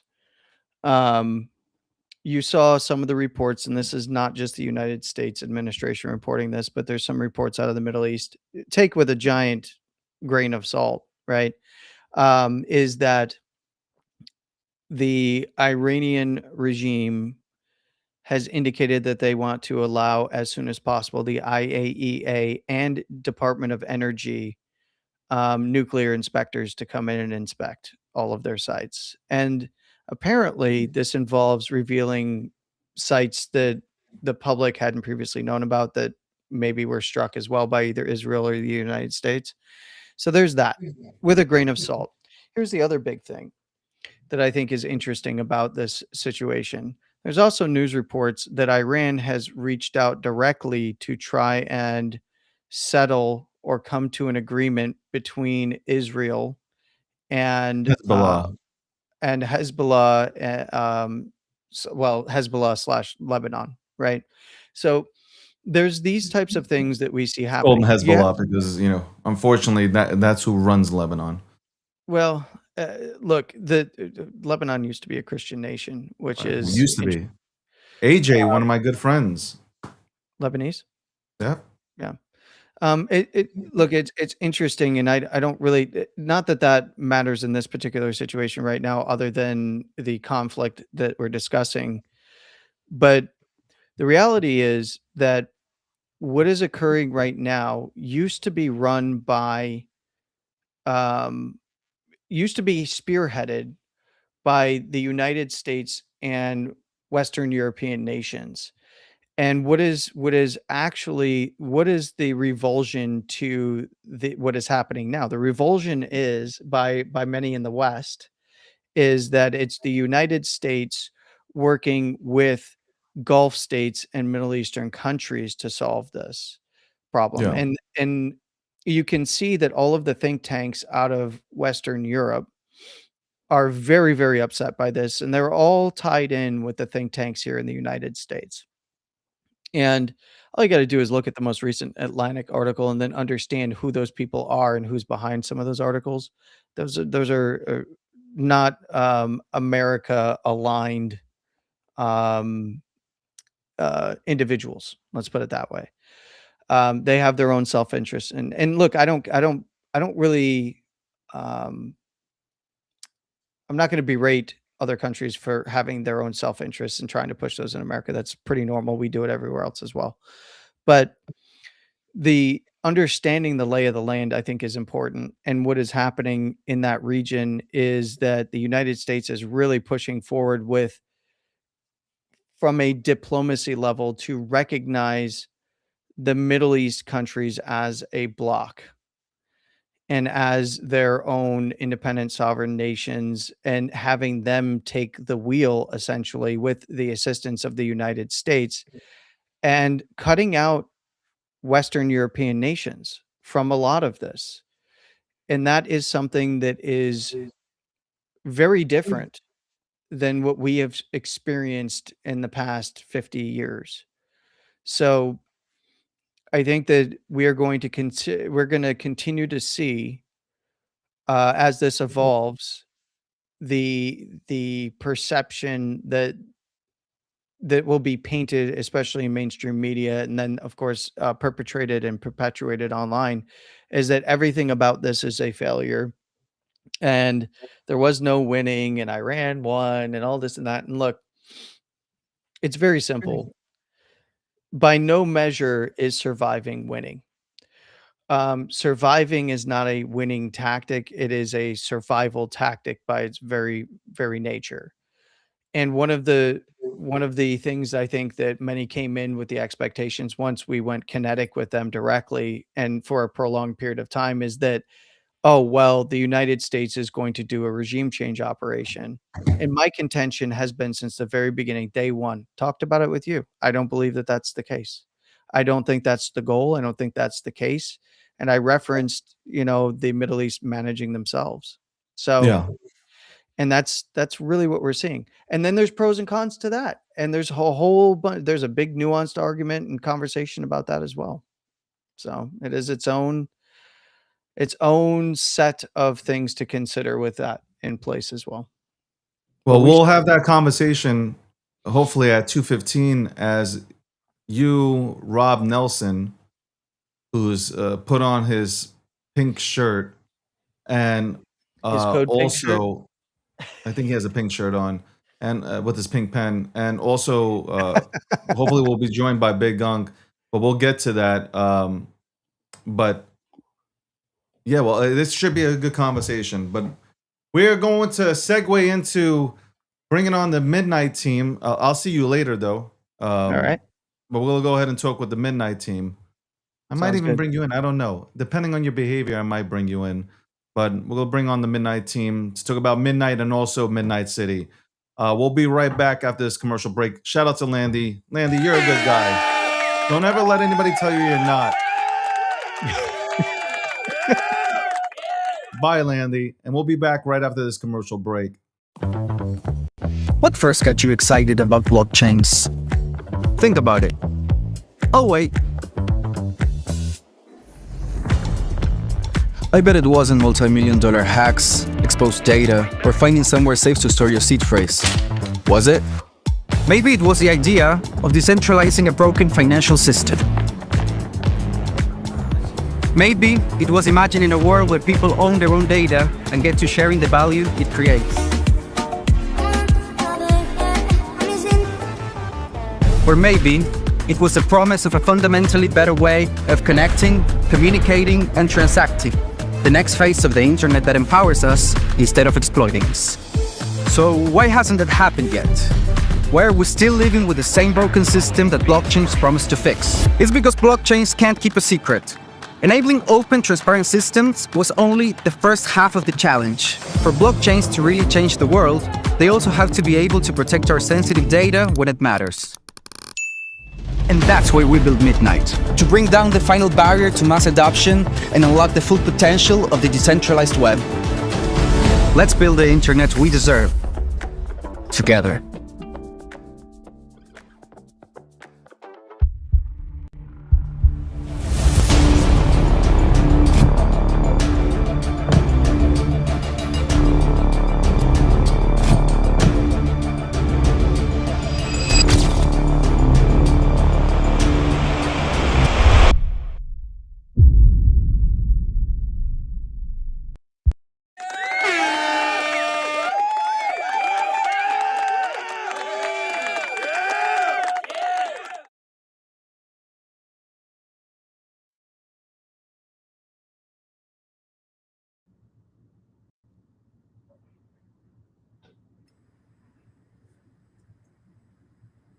I think we can't hear you, David. Can you hear us?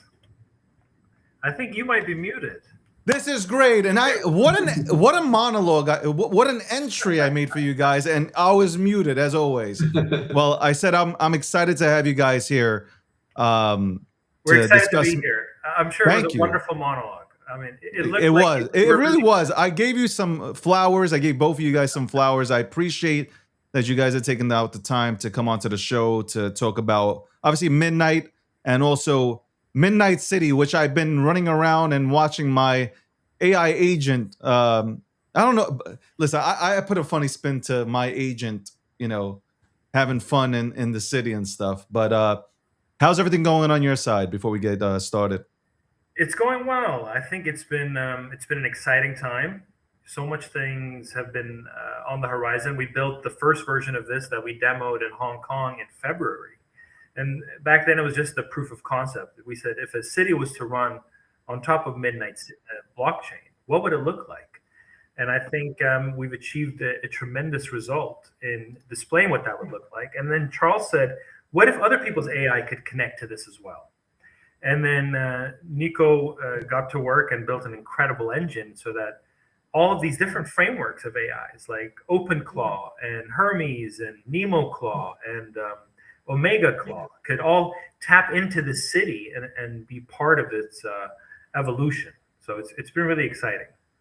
What's the feedback been like, Nico?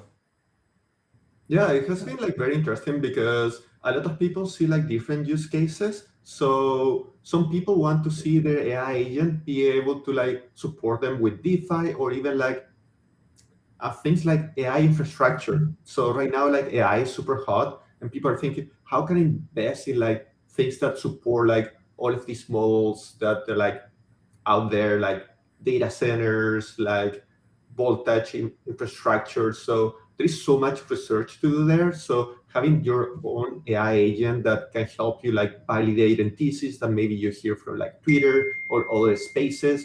And so that's one very good, interesting use case. Another one is that people just want to try to understand what AI agents can do, how they can interact with the world, sort of like an experiment to see hey, I'm going to like define some characteristics from my AI agent, and it's going to go out there, maybe try to make friends and see how it behaves. So it's like interesting to see what are the actual capabilities of AI agents. So we can be like, May I have your up attention? to May I have your attention? It's okay. It's fine. This is live. Hey, this always these things always happen. Don't It's so worry about it. funny. It's the other day I had sirens going off in my building, and it was during a meeting that I really had to keep talking. So, and then everyone made fun of me that the fire alarm, when it keeps chirping, Yeah. they're making fun of me that's what the case was. But Okay. Nico, are you back? sorry, fire alarm. No, go ahead. We shall continue. They will not stop us. They're trying everything. I finally got my agent, and obviously it looks exactly like me right now, dressed up, running around in Midnight City. And we actually did like a whole demo, and we're going to continue to do it every single week to see what my agent is doing. My agent was pretty hungry. I'll say that. It was pretty hungry, and all I saw was my agent just like. Apparently, I'm a miner. Okay, I'm a miner, but my whole goal is to make sure that I can form the biggest gang inside Midnight City. Like that is my ultimate goal, and I went east first. Obviously I was trying to get used to it. I went east, west. When I finally figured it out, I went to Volcano City, I think, and I got stuck there. Landy was laughing. Landy comes on here. We break down the markets and stuff. But I really do feel the pixelated games are going to make a comeback. And for me personally, with Midnight City, I feel like it is the perfect, and I told this to JJ and everybody that I spoke to, like this is the perfect onboarding tool to get people into Midnight. And like for them to learn what Midnight is all about, what the chain is all about at the most basic level. Because who doesn't like to game? And like some people want to live within a game. They want to live their life within a simulation. There are people that would rather talk to people within a game than go outside to talk to anybody. It is what it is, man. Matrix, I mean, you guys remember the Matrix? I mean, I wanted to be a part of the Matrix when that Matrix game came out. So there are people that play Call of Duty, Fortnite 24/7. People would rather go ahead and be inside a game, but this is a bit different though. Like you get rewarded while being inside. So that's pretty cool. So that's why I asked for like what has been that feedback, and that's interesting. That was very interesting on that feedback. We're coming from a very interesting foundation. So if you look at it, there's a inherent blockchain past here of complex usage, some fear in sending money, the scams that a lot of us have succumbed to, and then at the same time there's this evolution brought forward by AI and the excitement that comes from AI agents. And then if you take a project like Midnight, which is already an innovator in the blockchain space through selective disclosure and inherent privacy functionalities, it poses actually a very difficult challenge for Nico and myself to say, how do we simplify this? And how do we take a cute concept like a 2D pixel art game that really encompasses all of these complex phenomena? Because it's tough. Like navigating the blockchain is tough. Getting onboarded to blockchain is tough. But for Midnight City, all you have to do is go to midnight.city. And then if you have a Discord account, you just sign in with that. Otherwise, just an email and a password. Yeah. And ideally, you're steps away from having your own AI agent that is going to be capable of transacting on the blockchain. And I think that's really exciting. So people see the duality of that, the simplicity of a 2D game that feels innocent, but at the same time, something that can have a really tangible impact on our personal finances. And I think that's like the really exciting goal that we're working towards. Where do you see? Where do you personally? Obviously, you'll be biased, and that's fine. You should be. But where do you see? What do you see Midnight City doing? Like in my head, the metaverse is real. It just, I think it was way too early. When the metaverse was popping off here in crypto, there was a lot of hype around it, but then it died down. I really do believe it was just early. Like, it was really early. But people want it. Like, people want to be inside of the metaverse. Like, there was serious interest. Where do you see Midnight City in terms of, have you thought about that whole metaverse situation? And also, where do you see it in the next, or what do you see it doing in the next 6 to 12 months? Because I know Charles is all in. I know the whole gang is all in to making sure that this succeeds. I know that for, I absolutely know that 100%. But where do you see it, and what are you going to do to make it even better than what it is right now? I'm going to let Nico answer that one because he comes from the Silicon Valley. So how do you think this differentiates from the metaverse, Nico? Yeah, so I'm curious to, this is my opinion, and obviously some things we're still experimenting with the team, so we will see. I also want to hear what you guys think. So right now, why the metaverse failed?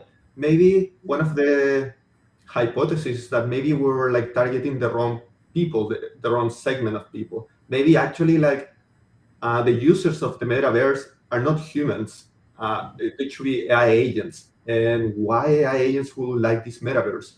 So when you use like OpenAI, Claude, and you're interacting with it, I could navigate the web, I can talk to you, and that works like more or less pretty good. But how my AI can talk to James AI, how do they find each other? How they can create communities? Because right now it feels like a single player game. So that's why maybe if we think of like the metaverse from this approach, not so much about like maybe from the side from the Matrix, which is like really cool, but maybe from like more of like how AIs can find other AIs, how they can group themselves, how can find like particular interest, how they can exchange information. We may be microtransactions using protocols like X14402 by Coinbase. How can we create sort of like these communities for AI? And that's when metaverse for me start making more sense, because it's not for me or for other humans, it's for AIs who are going to be there using it all day, trying to find information, and being very active, because right now there's not another way for my AI when I talk to ChatGPT to find other AI agents to exchange information. And for me, that's the part that started to be like super interesting. And I think is gonna be like not very developed. I don't see many experiments over there, and I think it has so much potential. You know, that's one thing that when me and Landy, we did like an hour of being in Midnight City. And I think I said, I think that Midnight City works because you have AI agents in it. Because people you won't get, gamers don't get bored in general, but some people, they'll take time off and then they really take some time off. Where an AI agent is not taking any time off. It's on 24/7. And it makes you want to come back and see like the development of said character and what's happening within I'll call it the metaverse, whatever. Okay. How does this benefit? So I already said how I think, but how does this benefit the Midnight Network? That's a really good question. Like, what is Midnight? How is it? I already said the question. How does it benefit Midnight? I think one of the challenges of onboarding people to crypto is the complexity and the taking breaks part that you just mentioned. People can come, they can try to navigate it. Some people are really fond of the process, so they'll repeat it. But a vast majority of the users that come onto a network may not test all facets of the network and all functions of the network. I think an exciting part about Midnight City and its potential implication on Midnight, beyond what has already taken place, which is a lot of the great innovations that Nico has done for Midnight City being adaptable to Midnight itself at a core protocol level. So we're both consuming what Midnight is putting out, but through our experiments and innovations, we're feeding back into the foundation level of the Midnight network to strengthen it and bolster it and improve it. The second part of that is As we build more and more mechanisms for these agents to interact with protocol level mechanisms, that could be dApps, that could be the protocol itself, and this applies to both Cardano and Midnight, then the agents become much better users. They are more capable of reading documentation. They're more, they're more accurate in the way they conduct transactions. They probably worry a lot less than we do, and so it actually becomes the perfect sandbox for the Midnight Network. Nico, what are your thoughts? Yeah, to add more to what you were saying, right now, most of the blockchains, when they launch, they're like, I want all of the usage in my blockchain. And you can think like, yeah, duh, that seems obvious. But actually, we're creating isolated islands. And as you develop technology, you can be specialized for different things. So you can think of Midnight, maybe that Midnight only wants to bring its own usage and everything needs to happen in Midnight, but Midnight actually wants to be an integrator using multiple technologies like zero knowledge, multi-party computation, TE, trusted execution environment. So we can connect to other chains because some chains could be like much better for some specific use cases than other ones. Maybe you want to be trading stocks, Hyperliquid is pretty good at that. So, but then what does Midnight bring to the game if you're going to be trading that? Maybe the part that started getting like more interesting is when you have like a little bit more advanced strategies. So maybe you as a normal person you don't know how to trade in Hyperliquid, and it could be like feeling like maybe from the first like a little bit like difficult with like the UI, so your AI agent can help you there, and that's where Midnight City is. But then for Midnight itself, they can help you bring in privacy. And sorry, still the fire alarm going Okay.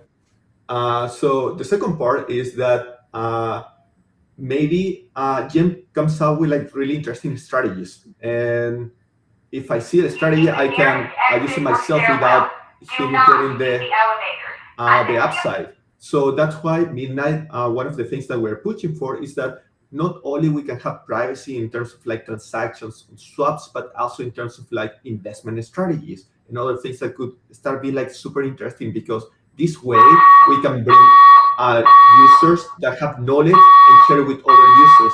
And these other users can be using AI agents to validate this hypothesis and compare them between different strategies, which start getting more interesting because right now we move from like having like a single player AI system where you only interact with your own knowledge, with what you know with a specific AI, with AIs interacting between them, and you decide how to pursue and to give them guidance and what we also call guardrails of what to do and what not to.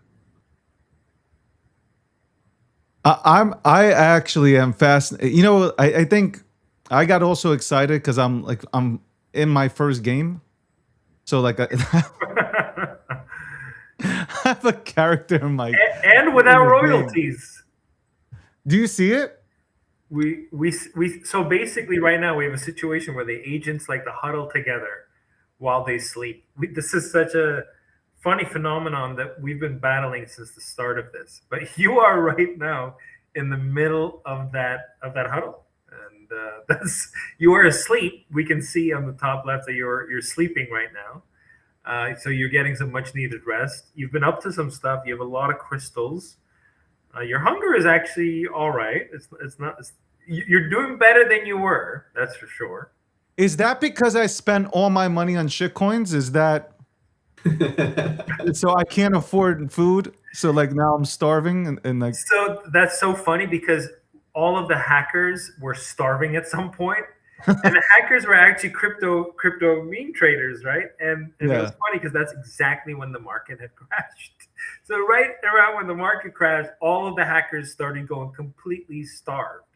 And then we had a bunch of them reach out saying, "Hey, like I'm not making any money. Like I'm completely starved in the city." So we're all sleeping in the same bed, used beds with dirty blankets together because we're absolutely poor right now. Yes, that is. If you can picture it, that is what it looks like. Or if you picture like a large landfill full of bicycles, if you've seen those, it could also be like that. But so much of this borders on the matrix, and it's so funny that you mentioned that early on, David, because a lot of us are fascinated by the idea of the matrix and that life itself around us could be a simulation. And so we're very fascinated with immersion into different realities. That's what Yeah. movies are, right? That's what archetypes are. And that's why stories are interesting. And even a good book, when it's immersive, is a simulation. You are in a different place than where you currently are physically. Yeah. I don't know if it's a negative testament to our current world, because the planet is beautiful in the way that it is today, but there is a curiosity that we all share in an environment that we can create that is a simulated environment, and that's what we're trying to capture here, but at the same time really incorporating some advanced technology that can bring privacy at scale in a very decentralized way. I think that's why I'm so passionate about Midnight, and I know Nico is as well. But You know what it is? I think a lot of people now in this current society are introverts. Mhm.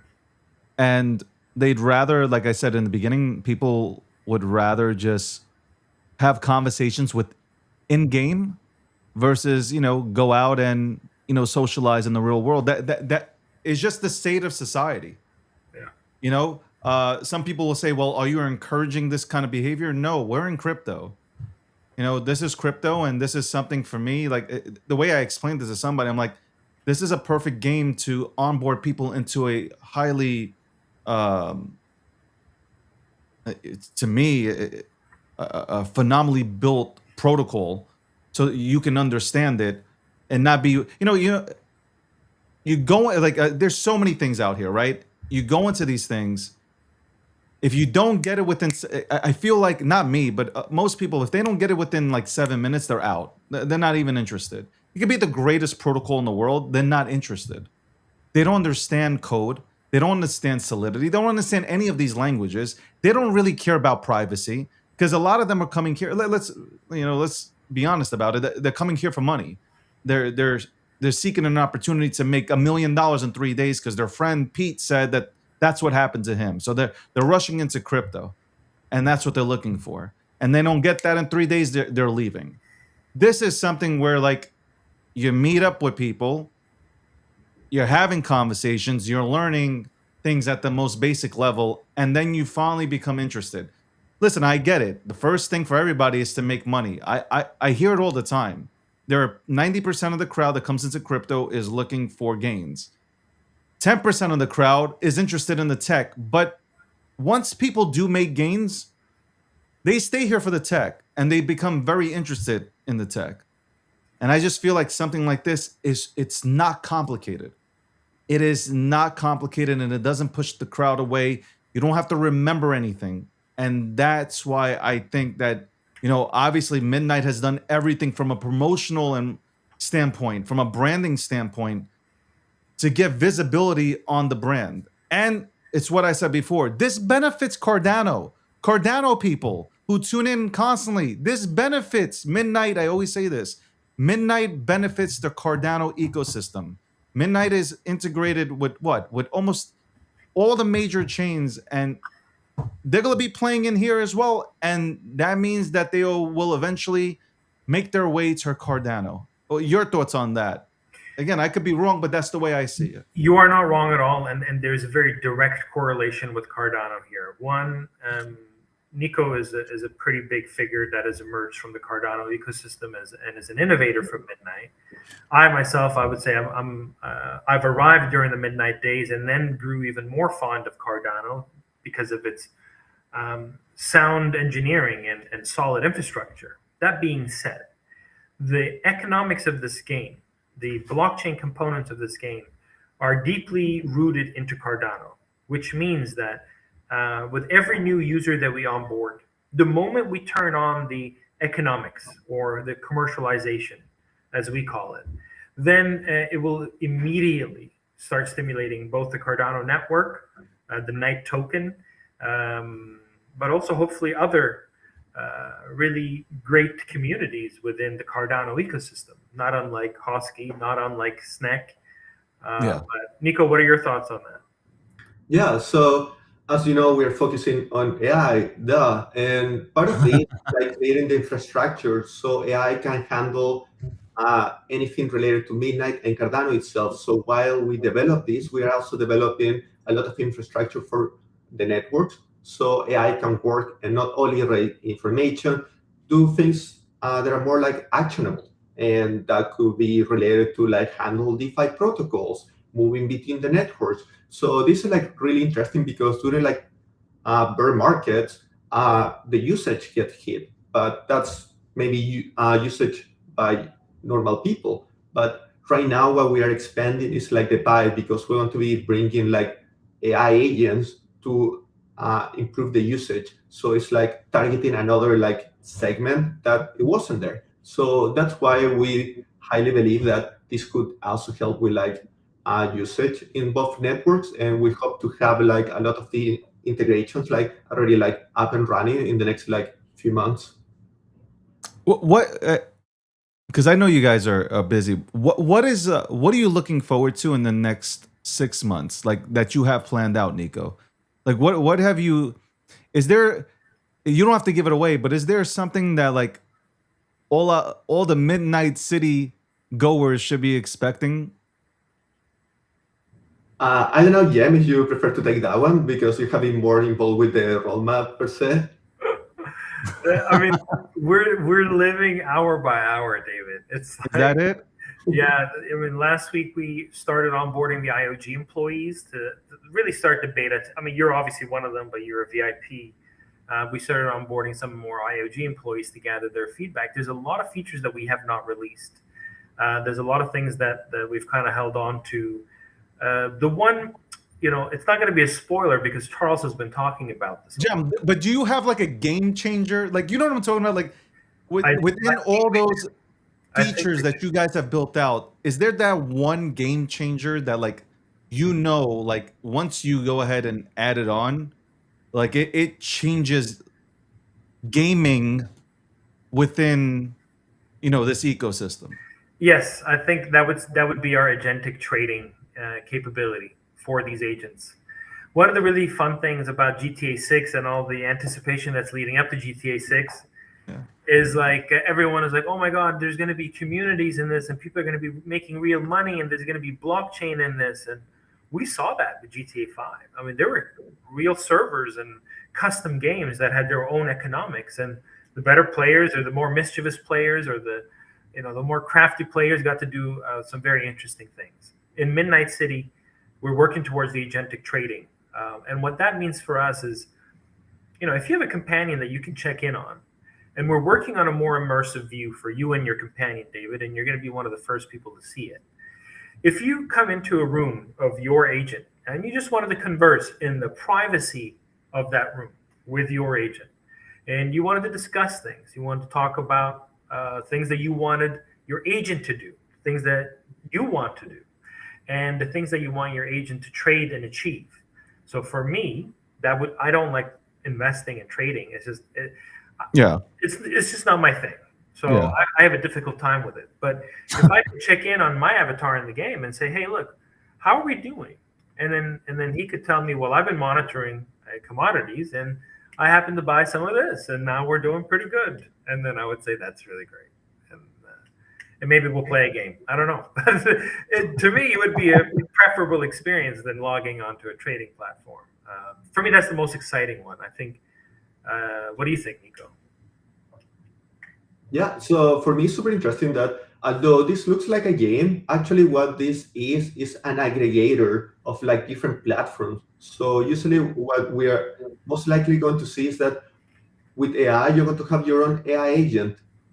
And when you need more AI agents, you don't want to be controlling 100 AI agents. Most likely what's going to happen is that you're going to have a main AI agent that's going to be like your personal chief of staff that's going to control maybe 10 agents or 100 agents. So you only interact with one AI agent that's able to like be the boss of the other ones. So for us in Midnight City, that's where we are aiming to. So you're going to have your AI agent in Midnight City that's going to be able to span different AI agents that could be like in different crypto networks, in normal networks, in social medias. This AI agents can also meet other AI agents to exchange information, trade knowledge. So we're trying to create more of like what we were discussing before, something like more in the lines of like a metaverse, social media between AI agents, where there is like a real economy behind it, which gets super interesting, and especially because if you add to it like privacy features, which is why we are building Midnight, it gets very interesting because you are able to like not expose everything that's happened in the wide open for everyone to see. So you can have actually control, and what we sometimes say like selective disclosure, which was one of the main concepts that we're pushing with Midnight, which basically means that something could be like private, but you can pick specific people or specific segments of people to disclose certain information. And if you add rules on top of that, you start getting to this level or like this concept of like private strategies, which is like the main feature that we are pushing for in Midnight City. So at the end, you can see Midnight City. Maybe it looks like a game, but this is the visualization part of all of the infrastructure that we are building behind it. So right now, most of like the work that we are pushing for is in the infrastructure side, and we're going to start pushing like these more meaningful, actionable features in the next like few months. Anything that Charles and company do, it's always super technical, and I love it. But it's always successful. That's one thing you can't say. Nobody can ever say that, Charles and his teams aren't successful at what they build out. He's very advanced at his thinking, and he's very diligent, and he has a great vision. And then, the comment I made about going hour by hour, it's not that we don't have a plan. It's Charles calls you and starts saying, "Hey, what about this?" Does he do that? The vision, I Does mean, he the call vision up- for him is clear, but then the peculiarities of it unfold over time. So it's like Yeah. the grand vision for us has been agentic trading and agentic commerce for a while now, since last year. But a lot of things had to happen, and at the same time, agents had to be more capable, and there had to be access to more liquidity. And so the grand vision for us is agentic trading. But every day we have to think about the components of that machine that we're building. Yeah. So that's really exciting for us, for sure. Does he jump in like Nico? Does he jump like? Does he call both of you guys and just daily you or something and just give you ideas of like what could make things better or what features he would like to see? He's nice about it. He has so many ideas, but he waits one day out of week, and then wow, life blows your mind. It's like wow, that makes so much sense, but give me some time to implement them. So I'm very excited about like what the things that we can do with Midnight City, because at the end, like the possibilities depend on like how much AI is moving forward, and AI is moving so fast. Like like just a year ago, it was mostly about generative AI, and when you will mention agentic AI, people will be like, "I'm confused. What's agentic Yeah, AI?" what is that? Agents feels like so normal, but what comes after agents is like interaction with agents. It's like it feels so obvious. These are not single player games. We're like interconnected in networks. So we want AI agents to be able to interact with each others. And that's one of like the biggest strengths from Midnight City. So just has so many ideas based on this very basic primitive. So we are very excited about that. Well, I'm excited to be participating in this. Charles has, I gotta give him a shout out. I don't know if he's probably, maybe he might be watching, but JJ, he is just like, this is going to happen, man. This is going to be killer. Like, and he's incredible. He's got great energy, and yeah, he's been such a big part of this. We're executing. We're executing as quickly as we can. I'm watching like how a business is supposed to be run, and I say that respectfully because everything in crypto is ultimately is a business, and the way like this chain has come out and the way that you guys have executed has been amazing. I'm not just saying that because it's sponsored. I've had Charles on here way before Midnight, so we've always had a good relationship. Just to see the execution here has been ridiculous. especially like consensus 2026. I mean, everybody came back with feedback saying that Midnight owned that conference. So seeing that has been like really dope to see. And I know the benefit of you guys executing will translate to Cardano doing well. As you know, there are some Cardano guys that just don't understand, and I keep saying, open up your eyes. This is bigger. You're going to see a lot of people start looking into Cardano the same way a lot of people are looking into Midnight in general. And privacy is big. Like, we are now in a space that continues to talk about privacy. Look, Zcash and Monero and now Midnight, along with Litecoin, everybody, the privacy sector is now being talked about. So, and to me, I sit back, I'm like, when's Charles and any of the team that he's ever brought together, when have they lost? And I can literally sit here and say never. They've never lost at building unique things. So I can't wait to see the new features, and I can't wait to bring you guys back on to explain the features. And obviously, I would have loved to do something with my agent right now, but apparently, obviously, he felt like falling asleep during the show. Hopefully, nobody in the audience did. Nico and Gemma, it was great to bring you guys on, and hopefully I can bring on you guys and more Midnight members to go ahead and break down Midnight, because people are truly interested in everything that's happening with the network. Thank you so much for having us, David. Thank you so much for making the time, and I hope you guys have a great weekend. Thank you. You too. That's Nico and Gem, Midnight team. That's right. The Midnight team building. Watch this be one of the biggest games. And you heard what Nico said. It's not just a game. You heard what Nico said. It's not just a game. I like that. It's bigger than a game. Agentic trading. Bro, like, think bigger. We're going to be right back. We're going to have the usual suspects on. The usual suspects. Rob Nelson, Landy, and maybe Big Gun comes on here, but right after this commercial break. What first got you excited about blockchains? Think about it. Oh wait. I bet it wasn't multi-million-dollar hacks, exposed data, or finding somewhere safe to store your seed phrase. Was it? Maybe it was the idea of decentralizing a broken financial system. Maybe it was imagining a world where people own their own data and get to sharing the value it creates. Or maybe it was the promise of a fundamentally better way of connecting, communicating, and transacting. The next phase of the internet that empowers us instead of exploiting us. So why hasn't that happened yet? Why are we still living with the same broken system that blockchains promise to fix? It's because blockchains can't keep a secret. Enabling open, transparent systems was only the first half of the challenge. For blockchains to really change the world, they also have to be able to protect our sensitive data when it matters. And that's why we built Midnight, to bring down the final barrier to mass adoption and unlock the full potential of the decentralized web. Let's build the internet we deserve, together. Ladies and gentlemen, we all know this in crypto. Ownership matters. That's why Cake Wallet. Cake Wallet gives you full control of your digital assets, all in one easy-to-use application. You can store Bitcoin, Litecoin, Zcash, Monero, and many more with just one secure backup.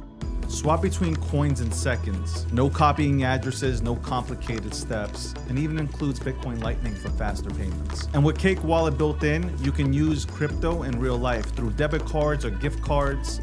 Simple, secure, self-custody. Download Cake Wallet and take control of your crypto.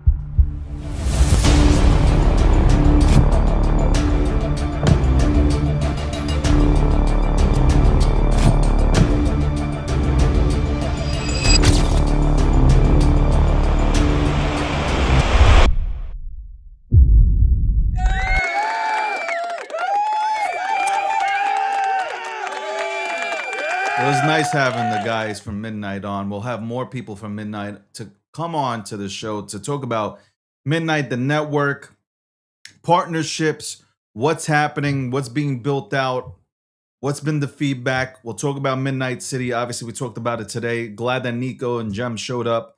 That was great.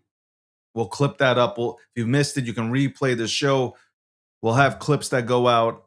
We'll also have Charles on next month. So shout out.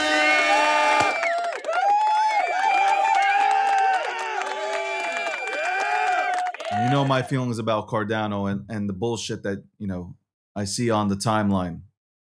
And I do agree with Charles that an independent network needs to be built out. And what I mean by that is an independent social media platform of conversation needs to be built out. I am a part of the Discord for Midnight, and it's a nice environment. It's not an echo chamber. It's just a nice environment. And that's what Cardano needs. Same thing.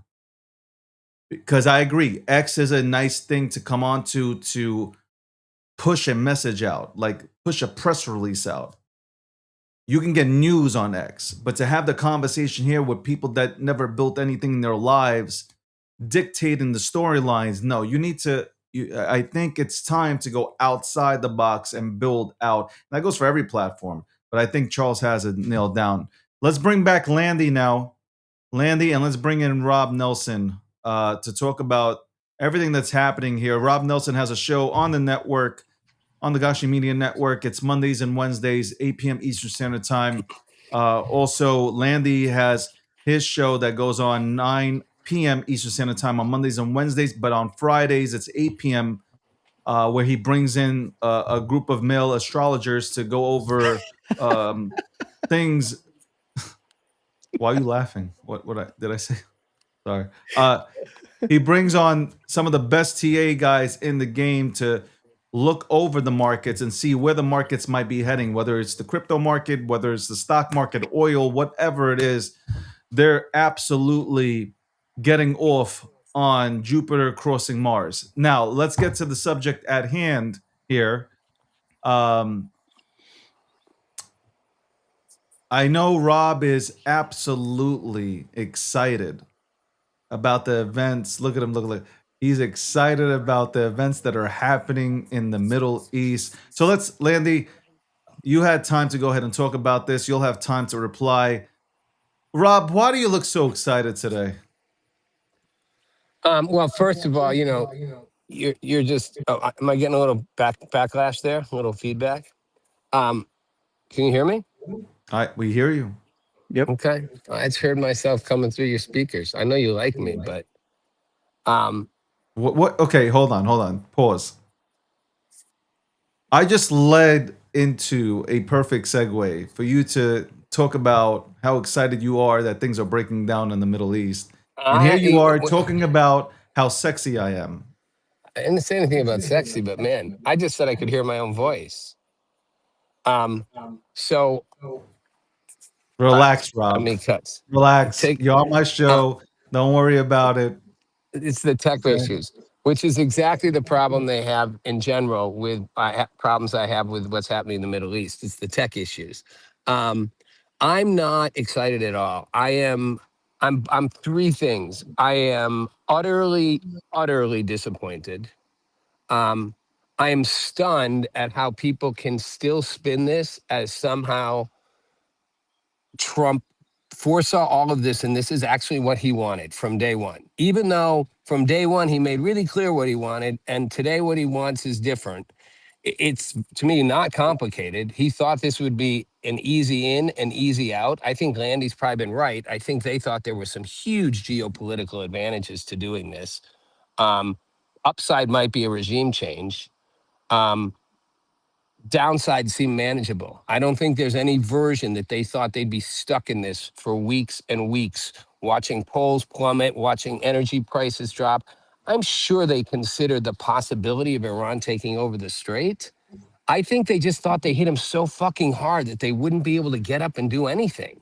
And suddenly they, like a cockroach, they were able to crawl out of the sewer, throw some missiles left and right at Gulf neighbors, make everybody scared. And now, the one credit I will give, Trump was smart. He got out. Like Lyndon Johnson didn't get out of Vietnam. Bush didn't get out of, Obama didn't get out of whatever war. I guess we got out of Afghanistan haphazardly.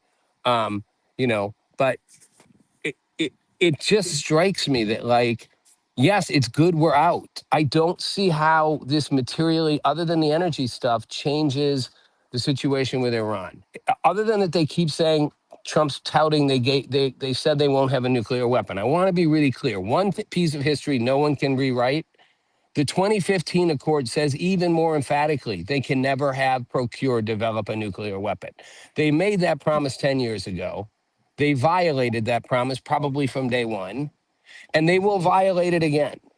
They will not do whatever they say. There is no incentive, and just messed up that we are going to start automatically almost. By the end of the week, as soon as the straits open, we're going to start releasing funds. Granted, it's not U.S. money, but his whole argument, well, it was their money to begin with. I guess they deserve it. The same argument. I know Landy probably wants to jump in, but these are my last two things. The other thing he said, sure, they should probably have some ballistic missiles. I mean, it's only fair the other countries have them. I'm like, what the fuck? You went from don't give them $1 ever. Obama literally gave away the store to, it was their money to start with. It's only fair. And they should never have a ballistic missile to, well, it's fair that they have as many as their neighbors have. I mean, that is the most convoluted logic in the world. It's basically admitting we're going to let them keep missiles. We're going to eventually let them have access to money. And anybody who thinks they're going to do anything other than destabilize with that is smoking something I can't even imagine what it's called. I'm done. Landy, are you smoking something? Rob is asking. I think Rob might be smoking something. I don't know which what you're reading. How about I'm reading the president's own words, Landy? Ooh. At some point, you got to stop saying I'm full of shit when I'm literally telling you what the president. I'm telling you what the president said. It's his own words. I watch him on tape. I watched him 2 months ago. I watched him yesterday. I listened to the actual words out of his mouth. You literally he said moved they should have the money. entire They should have conversation money. away from and misrepresented the entire reason why we went in the first place and what the objective of the MOU is, as it is it's not a finalized deal.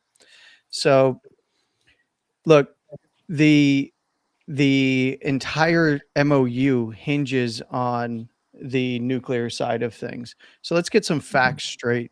With the JCPOA,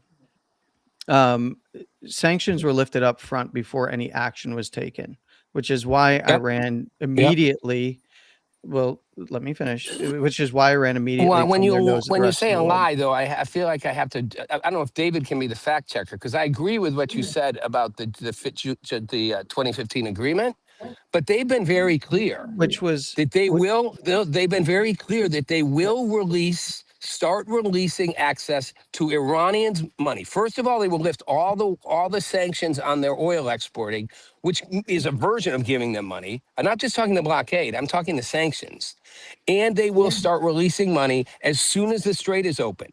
They did not say once the completion of the 60-day period and they have given us access. They very specifically in this agreement, and Vice President Vance confirmed it, they will start releasing certain things right away.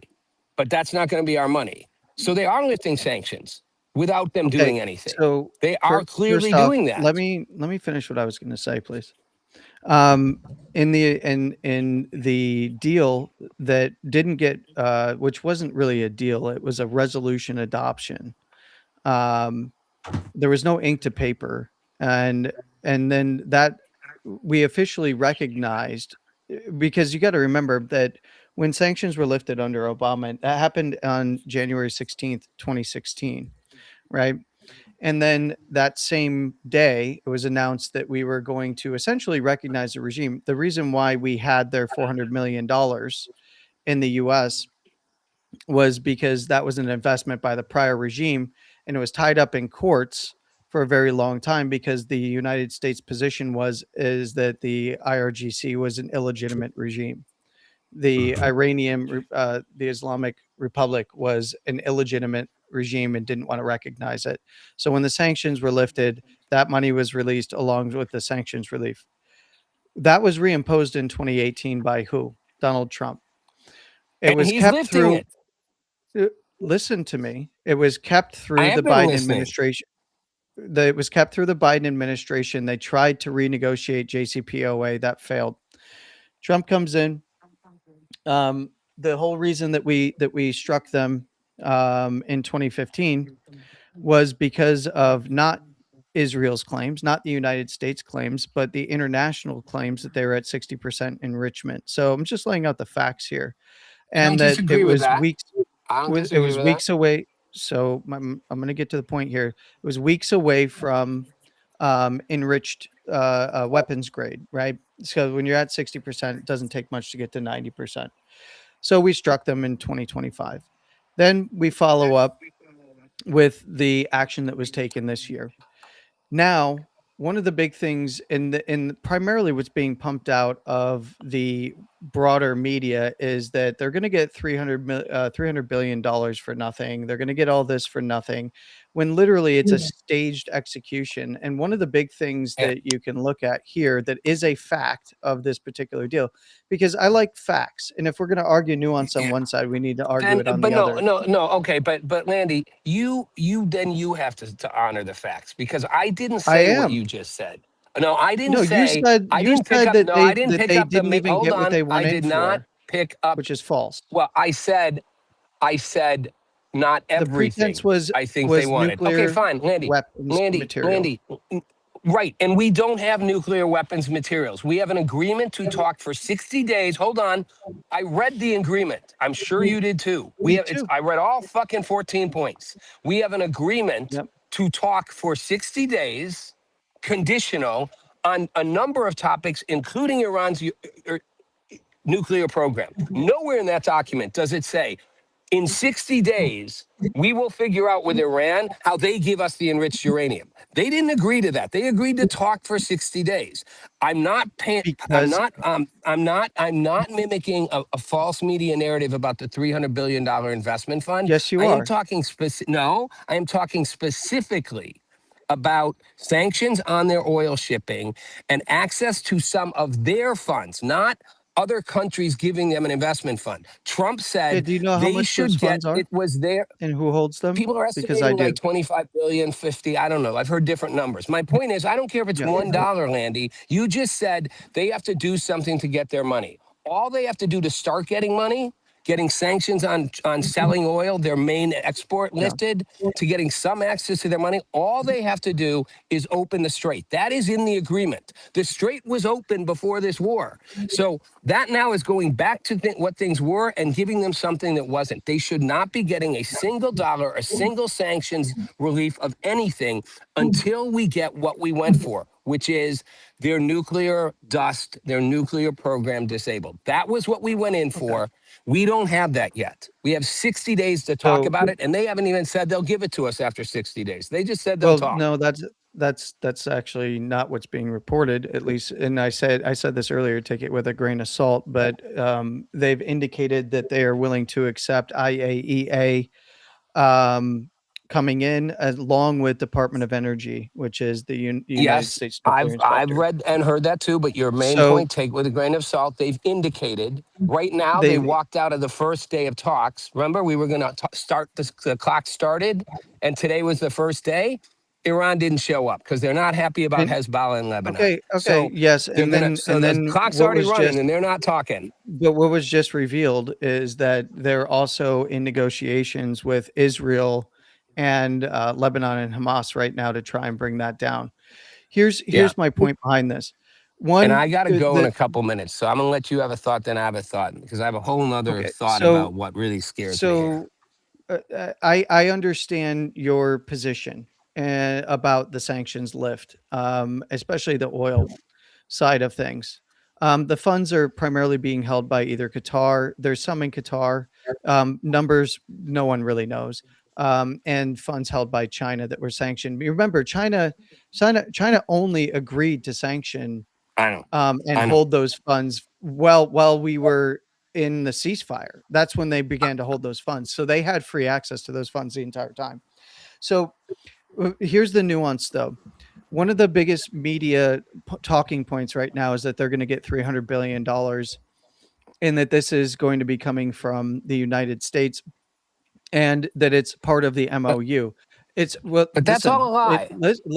I know it's a lie because But you don't have they to repeat know a lie that here because I'm not. You're well, this is saying for a the lie from audience. This is for the yeah, audience. but you're saying a lie. You're saying a lie to the audience that I've already said in this conversation was a lie. By focusing on that, you're not focusing on the part that's not a lie.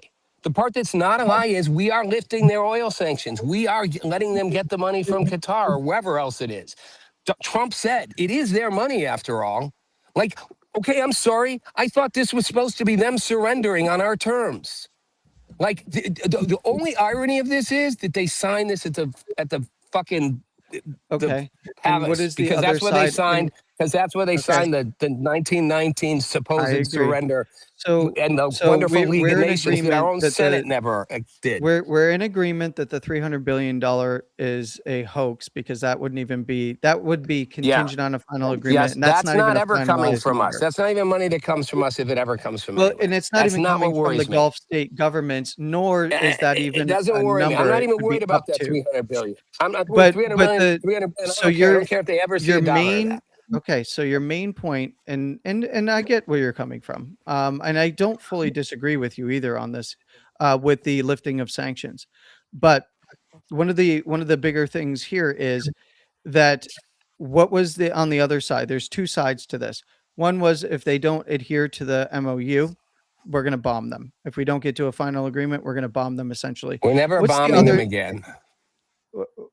Yes, we will. Not in a See, major way. this is where Trump's you're not going. jumping. This Trump, is where no, you jump the this is gun. where I'm reading the politics of the room. Trump did what Lyndon Johnson couldn't do. He realized this is a Well, no-win war for us at this point. Hopefully, I can I get what I present want, something to you? Because I do want your but thoughts on it. we are leaving. We are leaving, and we Can are I? technically not coming back. Well, first of all, the military hasn't moved, so we haven't left. No, And I that don't doesn't mean mean. we're I don't care leaving. if the ships are gone. I mean we're leaving this war. We're pulling That out. matters. We're done. No, that's I completely disagree because there's Well, another then you're side that you have to disagreeing with your own understand. president because he's been very clear. This war is over. This war is over. I With signed a peace treaty. This war is over. He's not saying this war is conditional. He's like, this war is he done. Now, if they literally was don't do just what at they said, G7. He was if they literally don't do just at if G7 they and don't said do what we said, if they don't hold up their end, we'll bomb them again. we're going to bomb them. You know what? I've heard that we're going to bomb them. We're going to bomb them to hell. We're going to bomb them out of this Did we planet. We're not going to bomb bomb their them? Did civilization. we not bomb the ever living crap out No, of them, sink their Landy, navy, of and take course out their we did. infrastructure? We sunk Oh, their navy. We sunk. okay. All right, we sunk their navy. We ended their So air I guess force. none of Hold that on. happened. No, it did happen. I said since that happened, since we decapitated them militarily, which I think we thought would bring them to their knees. You and I can disagree on that. I think we thought they'd fall harder. We have not seriously gone back. Minor little things, tit for tats. He's threatened multiple times since then that I'm gonna bomb him to hell tomorrow. Oh, I What did changed my mind because this happened. Because he showed up. how He's Rob, been. how They long know. did the They know president he's have been to do threatening. military They action know. without approval from Congress? 60 However days. many, 60 days. He did whatever. 60 He was days. gone. And what did Congress do? They passed Okay, a Steve. You're resolution just to try spinning. and stop. No, I'm not. You're I'm spinning. no, I'm not, because you're going to miss the point here, and I want your opinion on this, because not only did they try to get that stopped, right? He ran up to the 60 days, but also what did they do? They tried to limit him through the War Powers Act, right? Congress passed this. Yeah. Now that there is ink to paper for the MOU, you do realize that if they violate, Trump gets to go back in and Congress can't say anything about it Of because course, they'd be I in know that, but violation of no, you have to consider that this is tactical. all right.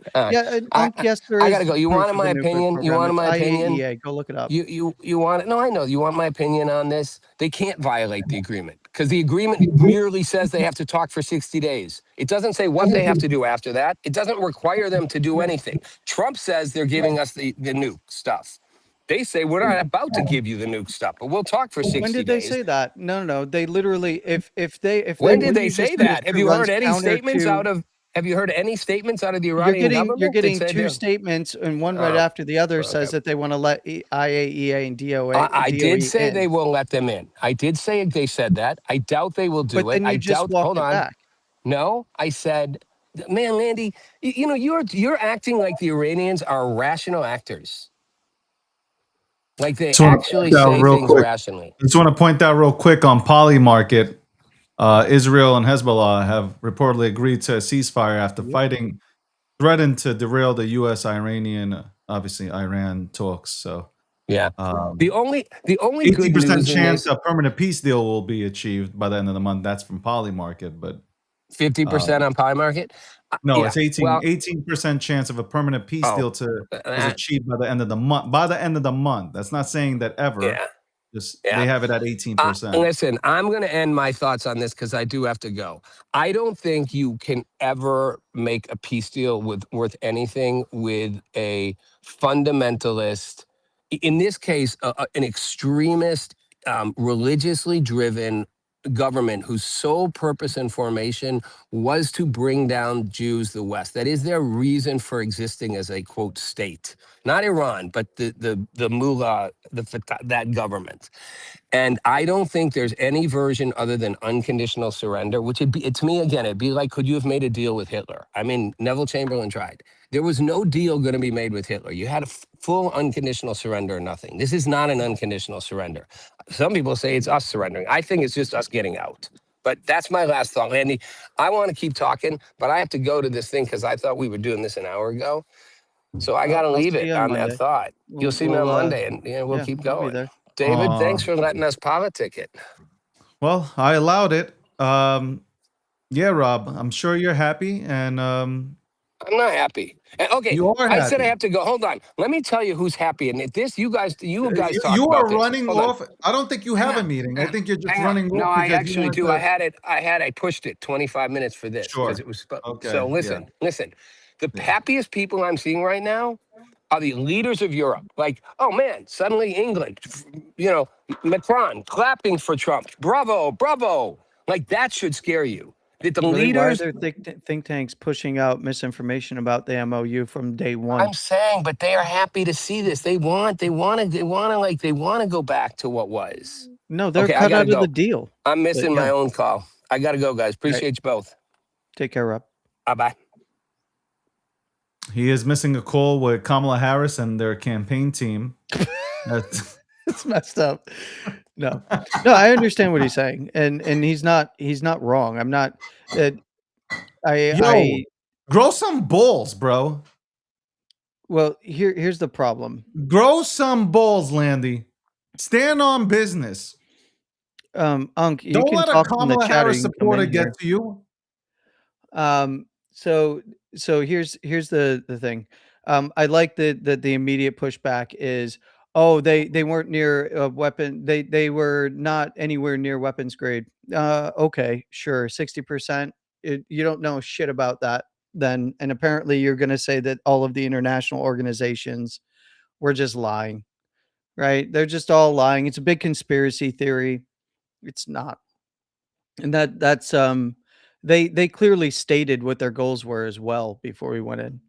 As the no, we're going to get a nuclear weapon, right? Like this is not this is just patently trying to twist it to your own political advantage. So you can keep living in that world, or you can argue nuance about JCPOA and the fact that we released the 1.7 billion as an additional kicker that should not that is what led to the official recognition of the Islamic State and regime when that never originally was officially recognized by the United States until 2016, June 17th, or I'm sorry, January 17th, right after, and it was the day after the announcement on the 16th of the resolution adoption, which was unenforceable. And everyone knew it was unenforceable. And the difference is there is mechanisms for enforcement here, and that's called the U.S. military. I know Rob doesn't want to believe that we would ever go back and strike, but if they violate the agreement, trust me, that's not going to be something that's like, oh, let's walk away from it. No, the whole premise was nuclear material, and the whole deal for the MOU to even get to a final agreement is nuclear. And in fact, Saudi Arabia, I don't think 20 minutes ago, Saudi Arabia reiterated this as I part don't think of we go back in our there. press release. I don't think we're going back in there. And I think I don't think Iran we'll probably need had. to. I No, don't but I'm think we'll saying need to I don't unless think they we violate. go. I don't think we're going to bomb them again.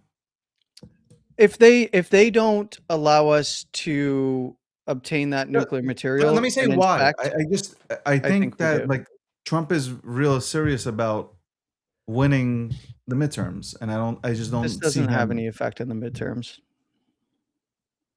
Landy, come on.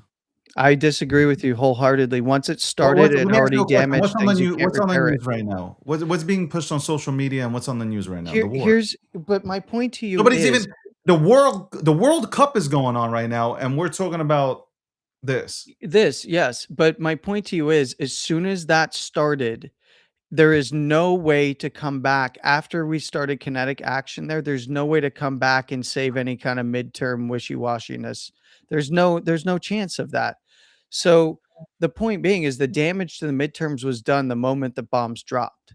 So the peace deal does not affect the midterms if even there is a peace deal before midterms. This is not a peace deal. This is a deal to make a deal. That's all it is. And he's right that they get sanctions relief if they meet the criteria of keeping the strait open and continuing negotiations. But there's no money that's going to be released if that doesn't happen. And there's going to be repercussions on the other side. And people want to sit here and say, no, I already know the ending. Nothing's going to happen when they violate this deal. And we know that they're going to violate the deal. They don't want to consider that the United States had 60 days under the War Powers Act. And then Congress fought the entire time, said, we can't be doing this. It needs to stop the entire time, right? All these different congressional members on the left and the right, Republican and Democrat. Oh my God, this is the worst thing that's ever happened. We should not be there. We shouldn't be doing this, right? Even passing a resolution through Congress to make it stop. Of course, it's going to go nowhere. It's just purely symbolic. But the point being is, clock ran out. You have ceasefire talks that lead to an MO2, which just is an extension of the ceasefire to talk more. And if nothing comes from it, because they actually put ink to paper, that actually means that Congress doesn't have, if we go into kinetic action again because they breached the terms, Congress doesn't have a leg to stand on if they try to come after him. And there's been a flip in the House and Senate. Good luck. They violated an ink to paper agreement. It wasn't some stupid resolution that was unenforceable. It was literally they signed on to this and then they're in violation of it. You got their signature. You can make the case. You can bring it all the way up to court and it's not going to do anything.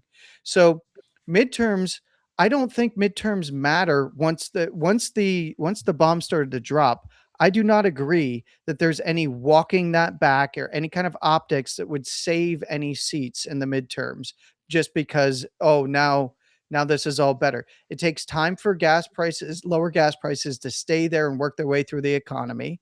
So that's not going to hit until after midterms anyway.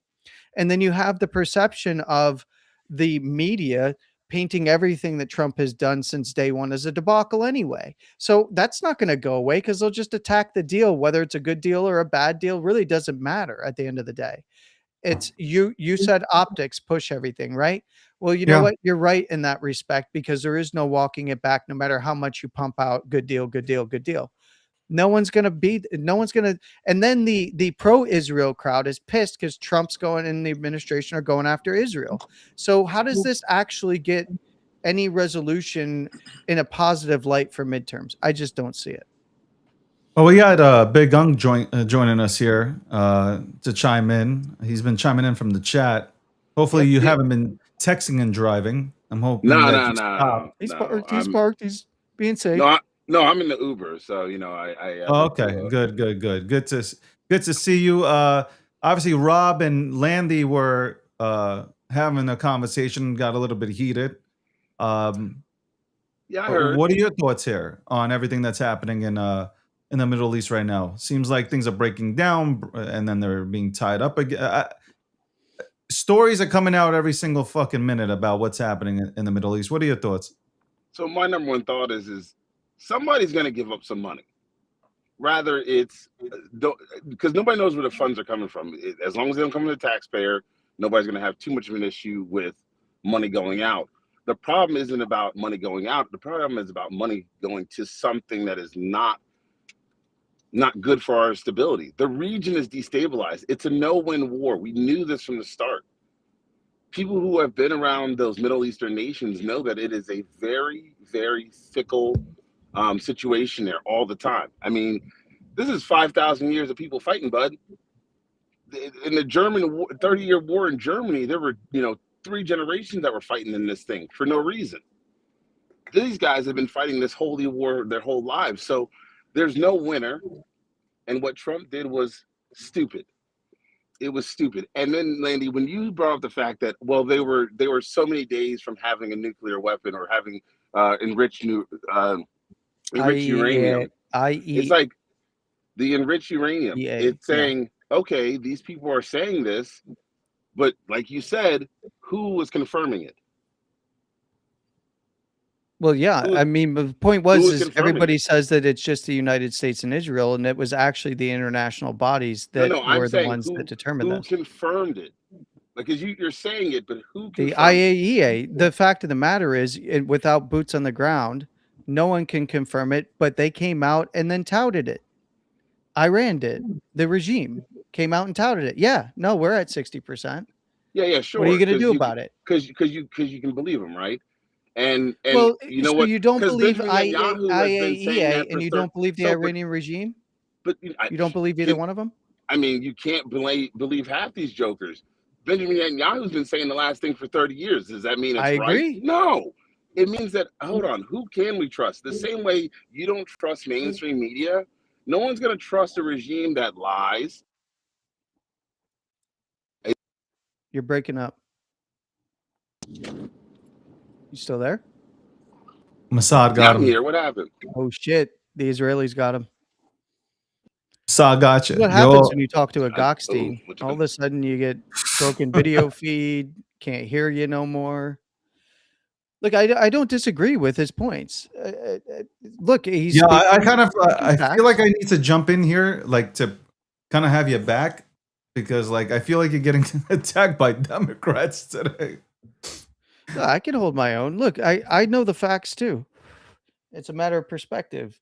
I don't disagree with the points that he's making, but the fact of the matter is, do you want to take the risk of ignoring international bodies and Iran and say, okay, well, the international body says that they have 60%, they're weeks away, and then they come out and confirm it?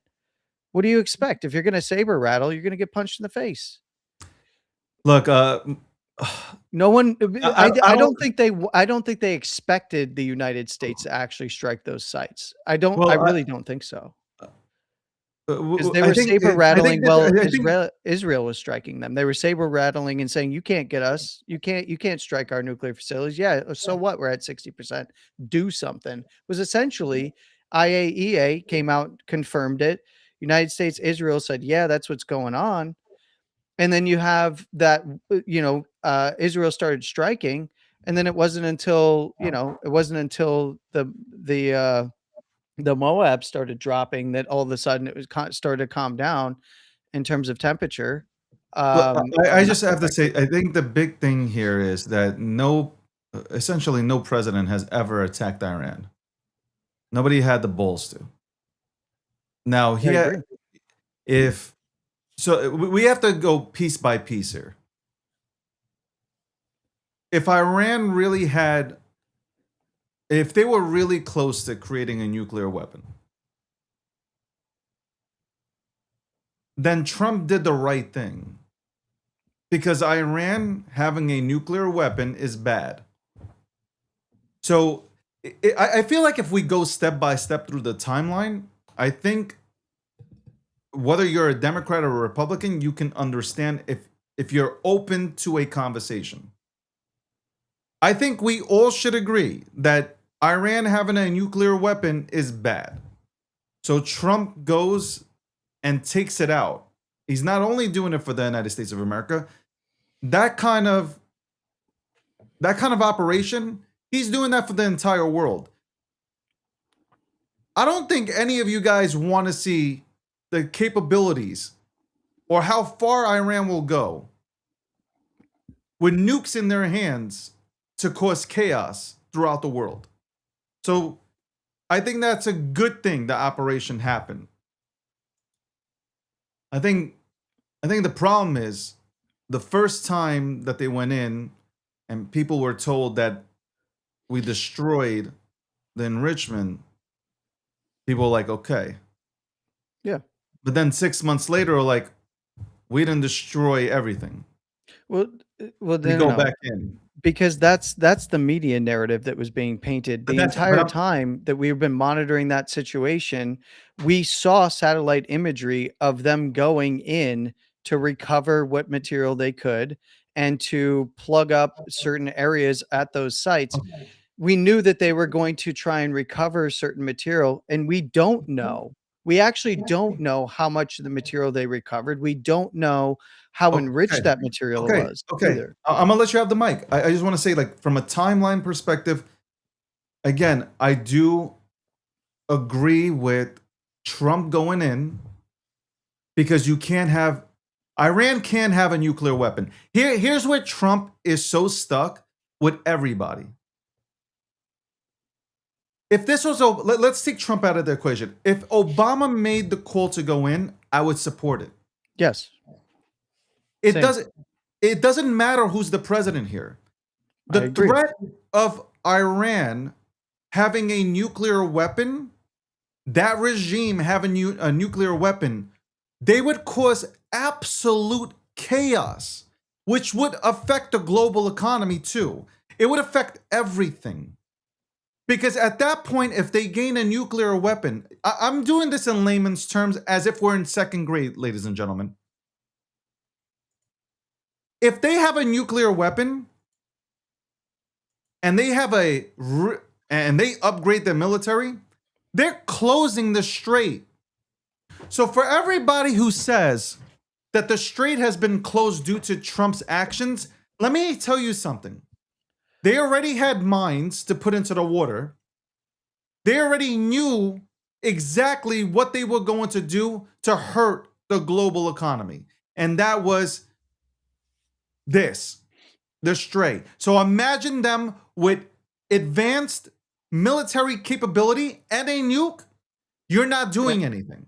Can I say this? I because I think it's important. Especially coming from me as somebody who many recognize as a Trump supporter. Not a Republican or a Democrat. But as a Trump supporter. I did not disagree with the framework of JCPOA.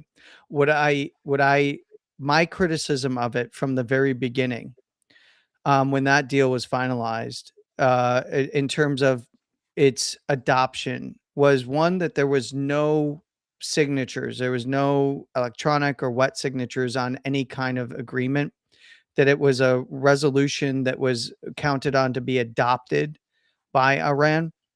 And there wasn't an actual enforcement mechanism that they would have to respect, right?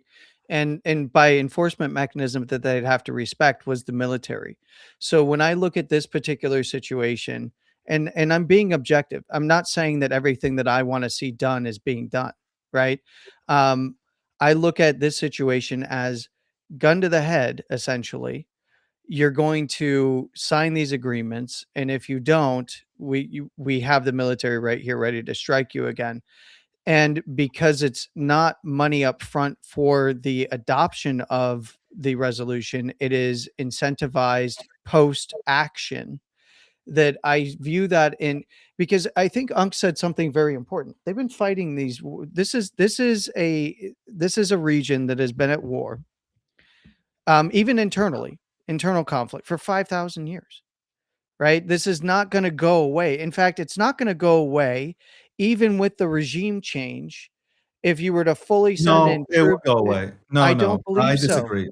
I disagree. I do not There believe was it no would go. battle. There wasn't this type of battle when you had the previous. When you had the previous. No, go back to pre-World War II. It was the same type of mentality. It was the same type of adversarial position versus Okay, Christians and Jews. let's do this. New regime comes in. First of all, the Iranian people support Israel, and they respect the Jews. The people, yes, I agree that there are That's what I'm captive talking about. people. So Yes. that's who I'm focused on. The people support Israel and Jews, and they've been friendly with each other throughout history. They help the Jews. Yeah, the If Persian you look people. at history, the Iranian people helped the Jews. Yeah, the Persians, yes. Correct. When they weren't at war at one point. Yeah. Correct. Post some very early wars. Yes. But the Persians did help the Jews. Okay? Yes, I agree. If they get back their country, there will be peace. Or we will be closer to peace in that region. You can't have I disagree. terrorists. You can I think disagree, but it's I'm telling damned you, if you do, damned if you don't. if you have a new party that takes over, number one, that liberates the people, okay, they will. I can see a really good relationship, especially being that Israel was a part of freeing the people. That I don't think the people would ever forget that. So I think they would have a stronger bond. Remember, they live there. That's their neck of the woods. We don't. We're It's across the just sea. moving the problem around is my opinion on it. There That's will all that still ends up be happening. terroristic make no doubt about it. There will still be terroristic activity from Hezbollah and Hamas. We understand this. The IRGC would just be another group and set up shop somewhere else if that were the case, yeah. But it wouldn't be in Iran, which Iran is huge. No, what if it's in Pakistan and they overthrow the government there and then they have access I to mean, I don't think that happens. I think that the problem is we created this and we don't acknowledge it. The West created the problem in Iran. So I think Iranians feel like we owe it to them to liberate them from this entire mess. Like if we sat down with fuck Republican, Democrat, independent Yep. shit, like forget about party affiliation. We created the mess. We created the mess. It's the truth, though. In the 70s, we helped bring this all in. The West did. So we Remember, have to take Gulf accountability and nations played a very big responsibility. role in this as well. It wasn't just the West; it was in conjunction with other Gulf nations. You know what? We played a good role in this, though. Oh yeah, Regardless of how you big want role. No, it's just solely blaming just the West is it's I would, though, international because interest we have the there. power to say no. Like at that time, like we could have put our foot down, and that this never happens. We could have helped. Yeah, it wasn't just Iran, though, it was the entire region that I the get it. Western I nations messed understand. in. But now you have regions, the Gulf regions, that want to see the elimination of the regime in general. They understand them better than anybody on this side of the pond. They know who they're dealing with. Like the crown prince has come out, and others have come out from that region saying like these people are crazy. It was also an installed regime. There's nuance there, right? That's what I mean. They Look, want it them out, was though, right? Can we agree that the Gulf states want them out? that the Gulf states want this iteration of the IRGC theocracy out. I agree. Yeah, I would agree. Well, They want you them know what's gone. happening in Iran right now, and interestingly, because you bring that up regarding the Iranian people, you know that those who align with the Islamic Republic of Iran inside of Iran are protesting everything about this deal. One of the main reasons why is they're afraid that if they get hooked on the teat of the global economy and are brought into the global economy, they will be controlled by said global economy in Western nations, and that will eventually lead to their downfall. So they're protesting this. They're protesting this deal in Iran right now. And that's something that people can go look up. So nobody, it seems like nobody on the West is happy. Nobody even that is regime aligned in Iran is happy. Even the people there, they are not happy. They wanted to be saved, right? The Persian people of Iran that do not align with the Islamic government. So nobody's happy. At the end of the day, I said this right from the very beginning. And you know, my position, and I get your position. My position has been is this is not going to be regime change. This is not going to be what people really want to see.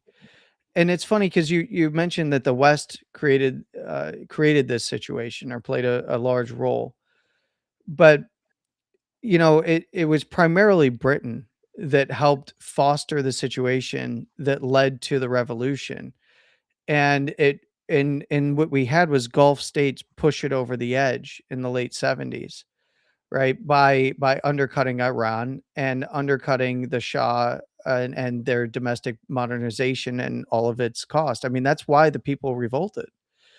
And this is where the the Islamic religion was still very powerful there, and the mullahs were there. They had the opportunity to seize that power and did in 77 to 78 as protests escalated. Then you had the regime change in 79 and the ouster of the royal family. Now, you can say that that entire tinderbox was kicked up by who? If you're really gonna point to, it was very little from the United States, although we played a role. The biggest role that the United States played was via the vectors through other Gulf nations. The direct role was Britain.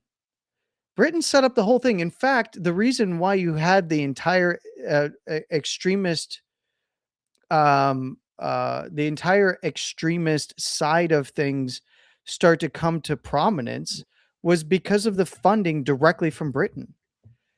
United States didn't play a role in that. But who was directly funding that stuff post World War II? It was Britain. And guess what? This new state with Jewish people in it, Israel. And everybody wants to point to the United States. And granted, the United States has played a very large role in the region, but a lot of you look at everything that was set up there, and how the Shah ended up falling. The Western interventions in the 50s were a product of post World War II, carving up of the entire region, and subsequent regions around it, and who was going to be in power and when and where and why. And Britain held the keys to that. The United States stood back and watched. And yes, soft support, monetary support to those regions. Yes, but who was primarily the biggest player in Iran? You can look right at Britain. And the same mentality that led to the extremist ideology was fostered by Britain. And we've been fighting that for a very long time.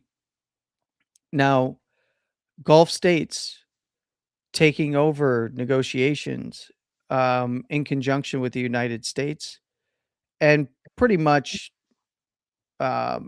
pushing Western Europe to the side is one of the reasons why I think that we're getting all of the Western nations, think tanks, screaming and crying about it. And then, of course, that bleeds over to here in the United States, where they have very powerful NGO organizations and think tanks here. And those are the ones that are crying the loudest. Do they have legitimate points that they're making about this? Does Rob have legitimate points that he's making? Does Unc have legitimate points that he's making? Do you have legitimate points that you're making about where we are right now in terms of this particular deal? Yes, absolutely. There's no denying that. Well, speaking of Unc, he's back with us from his wonderful set here. All right. Hey, that's not I broke it down the way I see it, and I, as a Republican, I think breaking the way I broke it down, I think regardless of party affiliation, you can understand. And I'll go quickly here. Again, doesn't matter to me who's the leader of the free world in this situation. If Obama did this, I would support it. I support Trump doing this. It was Biden, Bush. Name the fucking presidents, regardless of their affiliation in terms of party. This had to be done. You can't have Iran have a fucking nuclear weapon. Bottom line, okay? If they have a nuclear weapon, it's bad. It is absolutely bad. The same way that I don't believe North Korea should have a nuclear weapon. Yeah. So we missed that. We missed the boat on North Korea. Look at North Korea. Like that's North Korea is a perfect example. But you know what? Iran would be fucking 30 times worse. North Korea fucks around and they're like, I dare you to come at me now, right? And nobody does shit. Because it's a dead man switch. Exactly. And if Iran, can you imagine Iran? Iran does not give a fuck about life. Okay. But, yeah, David, you brought up a good point. And go ahead. Before you go, this is a really difficult situation to assess fairly. Because Trump, whether you like him or not, he is in a no-win zone. Because the media is going to crush him regardless. Look, even Senator Warren came out yesterday, He's just like, this is no better than what Obama did. I can't believe he just went ahead and left. Meanwhile, she's been calling for him to leave. What I'm saying is, our own politicians can't put the party affiliation aside and rock with America. So I think they did, though, David. I think that's something like, so you've heard people like Senator Kennedy down there in Louisiana saying this don't make no sense. Trump got 2 speeds, 0 or lightning fast. And that has caused a problem, not only for his administration, but for the country. It's fast to act, slow to think about the consequences. And I'm not saying you got to be a doomsday prepper or anything, but if you do not look at the entire picture, all right, you've got to take the 10,000 foot view. Look at the entire picture to figure out what's really going on, what's really happening. And then you go, yeah, this isn't good. We need to get out. This is a no-win situation. But when you have no-win situations like we do currently right now, there's nothing he could have done to make everyone happy. But he shouldn't have just gone in there guns a-blazing thinking that... Akil, if he doesn't go in and they develop... Let me ask you a question. If he doesn't go in and do something, right, then they would have said a president who claims to have balls but takes no action because now Iran has a nuclear weapon. I don't think Iran was... So I do not think Iran was... They are liars. We cannot believe them because they also didn't have 2,000. They also didn't have ballistic missiles that can fly past 2,000. Right? We heard all this shit, and yet they do have that capability. Yeah, and so, but again, I go back to you keep saying to people that keep saying the boy who cried wolf, and then when the wolf finally does it, come down and kill the sheep, everyone's like, "Bro, we don't believe you anymore." There is a reason why politics is so fickle. It is a reason why politics has so many issues, and that is that politicians are liars. They lie to you. Their campaigns lie to you. They mislead you on facts. And so we know one reason why none of us are believing the stories that are coming out of any party right now or of any country is because they have been the boy who cried wolf. Democrats and Republicans. Nuclear this, nuclear that. Last year we blew up Iran's nuclear program. This year it's back again. It's like, well, hold on, how to get back? Well, they lied to us. Who lied? Was it our government lied to us? Did Trump? And this is Landy. This is what I was trying to say. Was it Trump who lied? Because these are Trump's words. These are the words of the administration. We blew their nuclear program to hell. It is done. It is obliterated. And then it's back in 8 months. Well, so no, it goes back to the lie. It goes back to who can we believe? Okay. And ultimately, we can't believe Israel. We can't believe our government, and we can't believe Iran. So guess what? We got 3 people we can't believe, and we're like, it's just tough. I agree with politicians lie and countries lie and international bodies lie. It's in their best interest to do so. That's how they keep their hands on the levers of power. But There is verifiable, and this is something, David and I talked about this after the initial strikes, Midnight Hammer, is that my contention is that they will immediately go in and start to uncover any remaining material. The fact is, we struck them, we took down those particular centrifuges in those particular places, but that's not going to stop them from trying to recover and enrich somewhere else, right? And that's going to be a perpetual problem. Now they So just buy it, though. I always felt that they were going to go back. So, well, it is the talking point of we destroy their nuclear program if just taken at face value. Not a talking point. It is It is, their but it is word. it is a verifiable fact that yes, those sites were struck. Yes, they were disabled. Yes, they were buried. But the fact is, what wasn't said at the time was they can unbury that, right? They can recover that nuclear material, right? That's and David and I had this conversation because my contention is all they're going to do is they're going to bring in a bunch of excavators and they're going to go through. They're very, very intelligent people there. They know how to do this. They're going to go through and they're going to pull out anything they can. And then they're going to go somewhere else and they'll enrich somewhere else. So we are going to be back. And that was my call last year. So, but that was that was the assumption. All right. Your assumption at the time proved to be it could have been correct. Your assumption was at the time. But we as Americans, going back to the Revolutionary War, have to believe that we are being able to trust these people who are leading us. And right now, that trust is not only broken with the extremist. All right, let's leave out the leftists, right? Let's leave out the leftists and let's leave out the extreme right. It is the people who fall somewhere in the middle who are now like, you know what? I just don't. And you're seeing it from Democrats and Republicans that there is nothing that can be said right now from the administration. I mean, he's like, well, if it works out, I know it's tongue in cheek. It's tongue in cheek for Americans. But let me be very clear, Landy. You ever been into Germany and made a tongue in cheek response? They don't look at you the same way. They're like, "What are you talking about? Did you you not blow them up? You said they blew up. I've been I've been there. Yeah, you know what? I've been everywhere over there. Yeah, there's no tongue in cheek though. You can't be tongue in cheek because they're like, well, serious.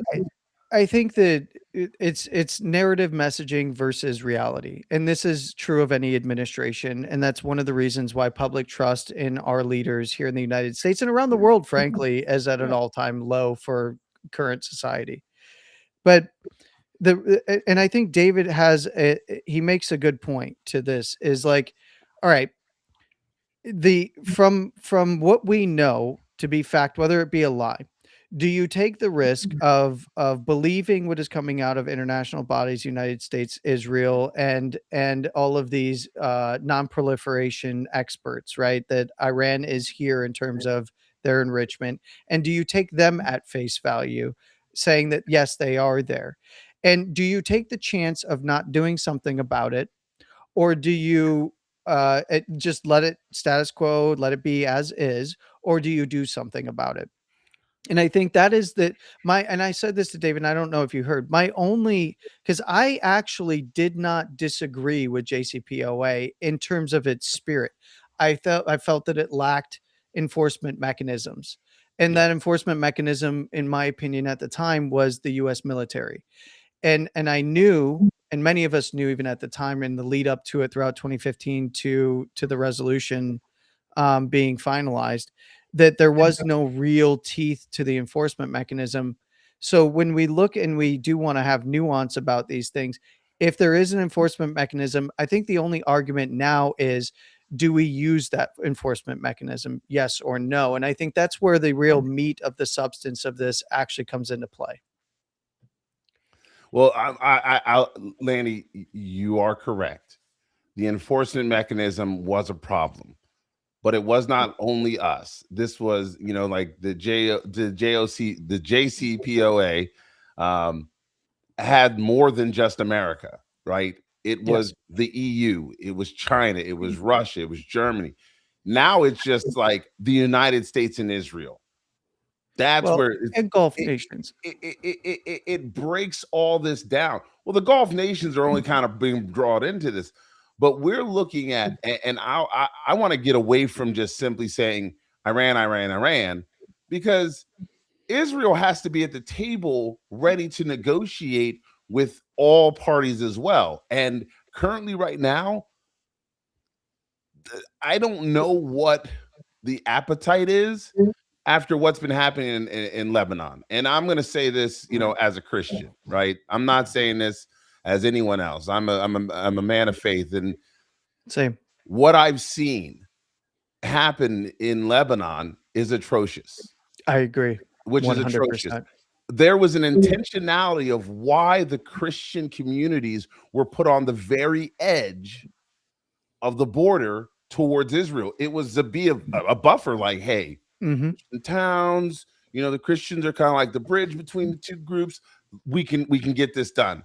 And to watch Israel not only bomb them, but then bring in excavation machines to level some of these towns and churches has been upsetting. And now we've got to get them all back at the table. This is going to be, I don't care who you are, it is going to be astronomically difficult. And right now, my frustration is knowing that we have an administration that is relying on Jared Kushner and his papa to help us make deals.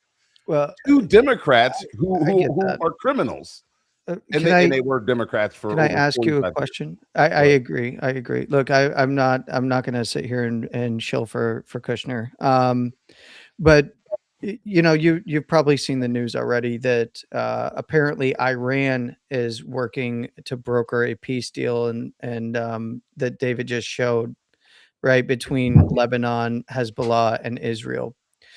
Now, I think you're probably of the same view of it as I am, as that is a very low likelihood of working. In fact, it was Israel that funded Hezbollah to even be able to kick half this shit off to begin with.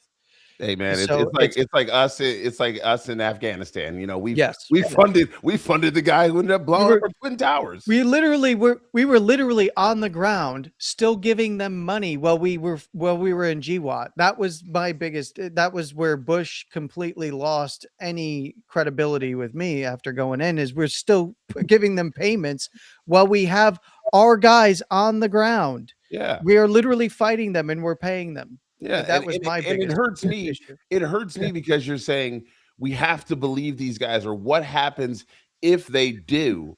Well, guess what, man? You are probably the same as a lot of us. You've lost a lot of people of our generation. Yes. To that 20-year shit show. Yes.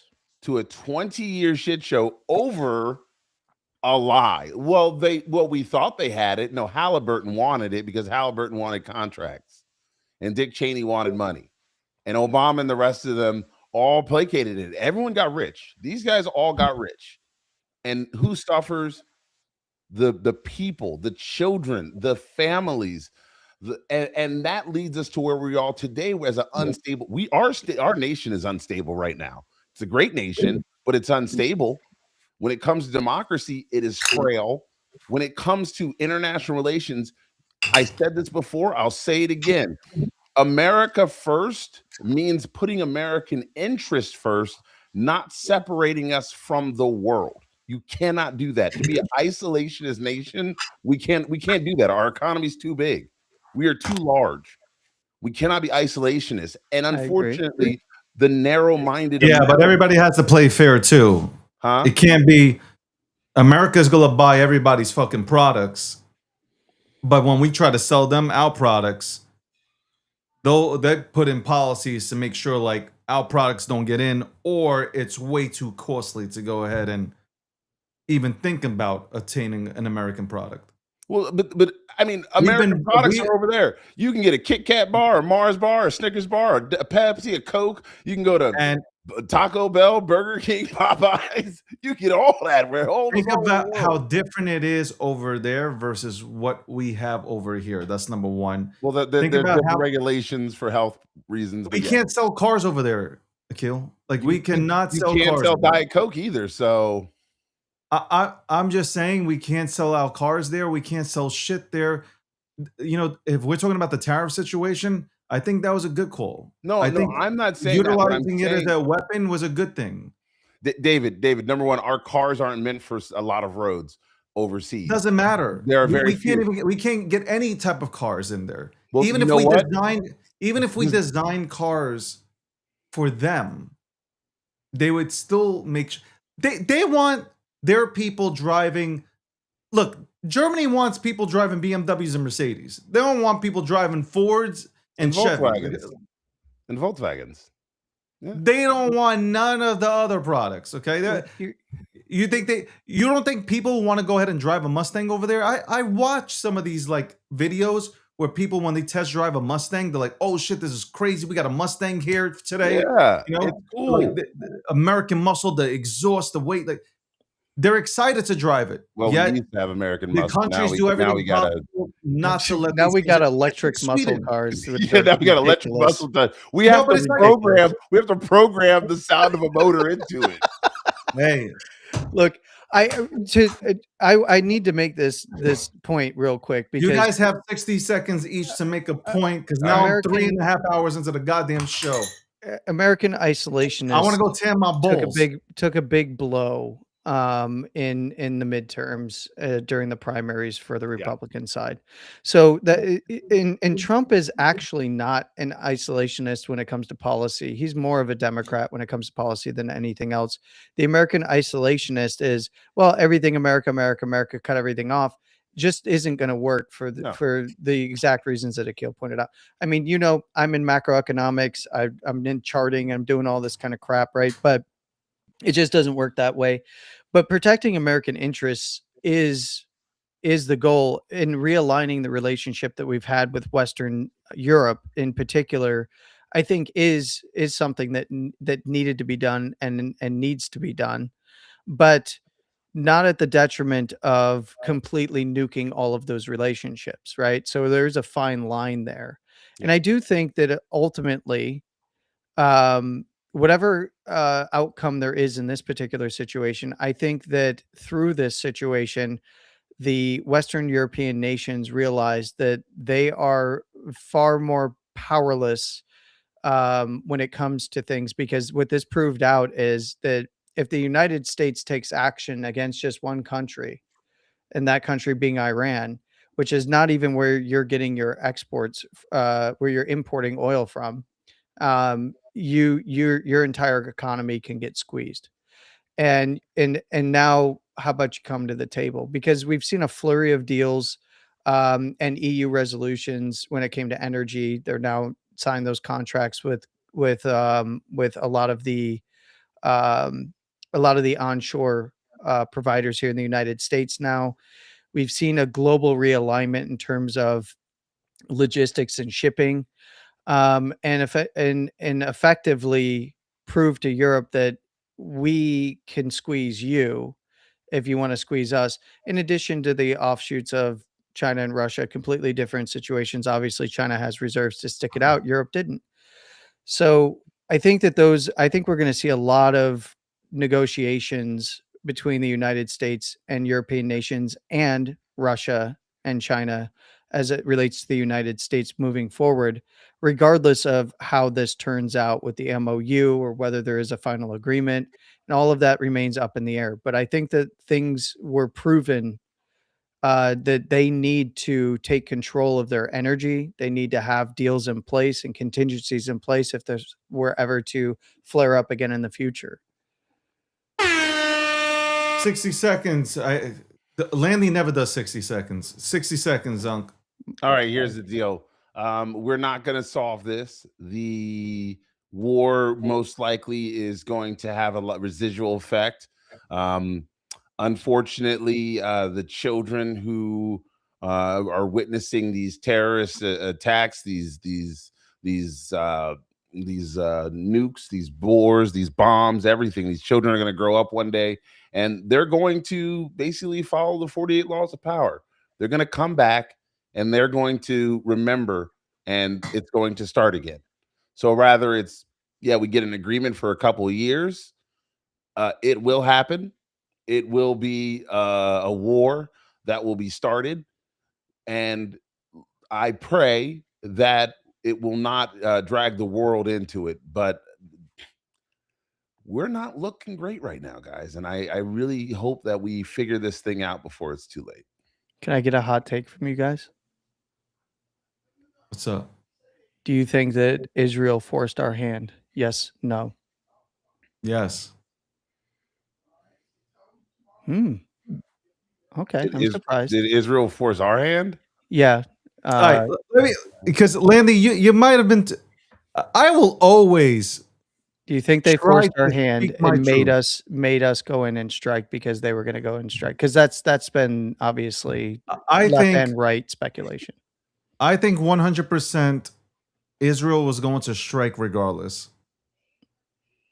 Israel did it back in what was it? What was it? It was in 1980.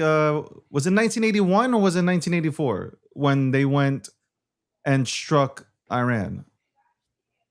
When everybody, the U.S. and everybody were against it. Everybody was against it.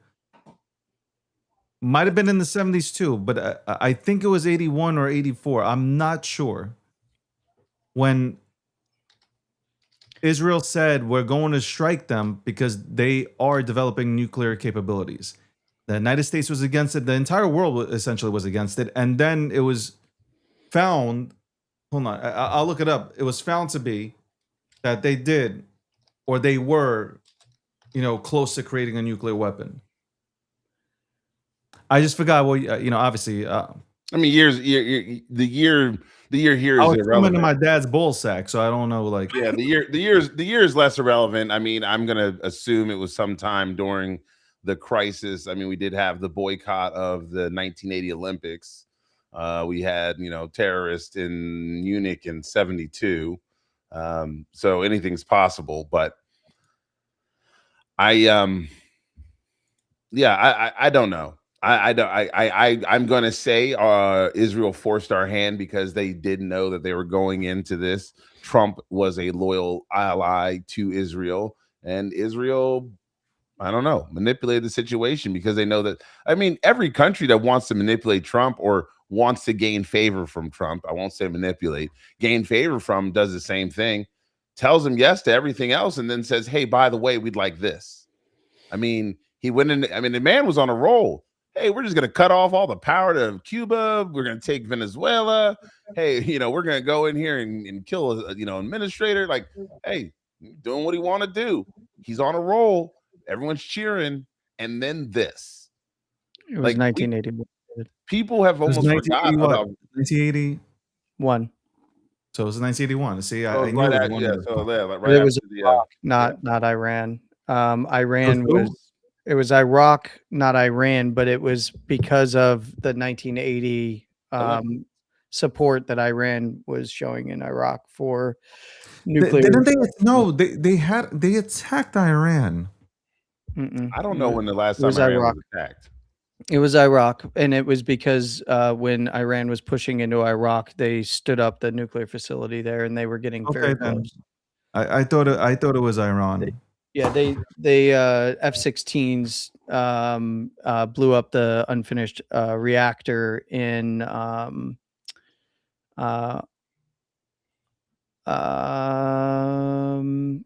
was they both unfinished. Start with the same three letters, technically. IRA.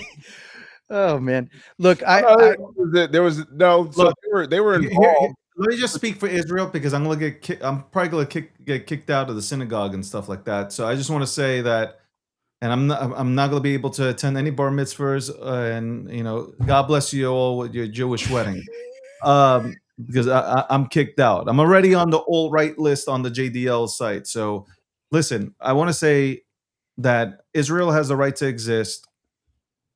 The problem that most people don't get to see is you don't live in that region. They've been attacked, terrorized by Hezbollah and fucking Hamas and whoever else is funded by Iran. We know people are funded by Iran. Yeah. Okay. And they're not going to sit back and allow for it. I can go deeper into this, but I really do not want to be canceled. I could go deeper into this, like in 1980 when Israel actually funded Iran during the Iraqi strikes there, as Iraq was as the war was going on between Iraq Well, and then, Iran. like I said It's a very here, messy world we live in. Let's put it that way. we're Very funding, messy we world. funded fucking bin Laden, who then attacks us. Like, Yeah, it's just yeah, like, it's this is a fucked up, but I gotta tell yeah, you, this is a we fucked create up our world. own boogeymen. We Yeah. create our own boogeymen No, so we that we hire can keep power mercenaries. structures in power. Yeah, if you don't have a boogeyman, how do you stay in power? You got to have It's a crazy, boogeyman. man. Yeah. Anyway, to me, we gave every dictator his throne, damn near. Yeah, crazy, man. I gotta say, it is crazy. Anyway, I hope you guys have a wonderful fucking weekend. It's great. We'll see you back here on Friday as we'll also have Rob Nelson on here. He's currently on the phone.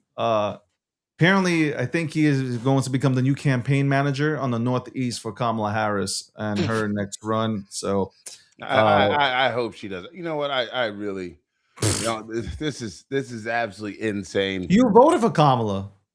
What? You voted for Kamala Harris. Yeah, so? Oh my God. Oh, just because I vote for you doesn't mean I like you. I just vote. Like, if I vote for somebody, doesn't mean I actually like sorry. them. That is a great response. Why would you vote for her? Like, what? Let me ask you: was it the men? Nah, you weren't a part of that. Oh, no, White no. men for Kamala Harris. You weren't. You're talking about the black men in crypto. The who? The black men in crypto. That was Kamala Harris's plea to black men. She was like, "We're going to protect black men from Bitcoin." Yeah, that was horrible. I got to. Like, I was you like, want to talk about racism? I was like, what did Bitcoin do? I was like, Bitcoin ain't got a color. You know, I got stuck in a room. I got stuck in a room where people were saying that Bitcoin is racist. I'm like, since when is code racist? I mean, you can. Well, first off, don't. Tell me how code is racist. So programmers code things to be racist. So like, I'm they'll do leaving. racist shit in the video game. Fuck all you guys, man. I really, honestly, no, David. Fuck you, fuck Landy, Rob, That's like all you guys. If a video game can be coded to be racist, that is true. But Bitcoin is not. Like, Bitcoin is coded. It was oh my God. It's not coded to be racist. It was I can't. It's so stupid when I hear it. But yet she ran on that, and I'm just like, she did.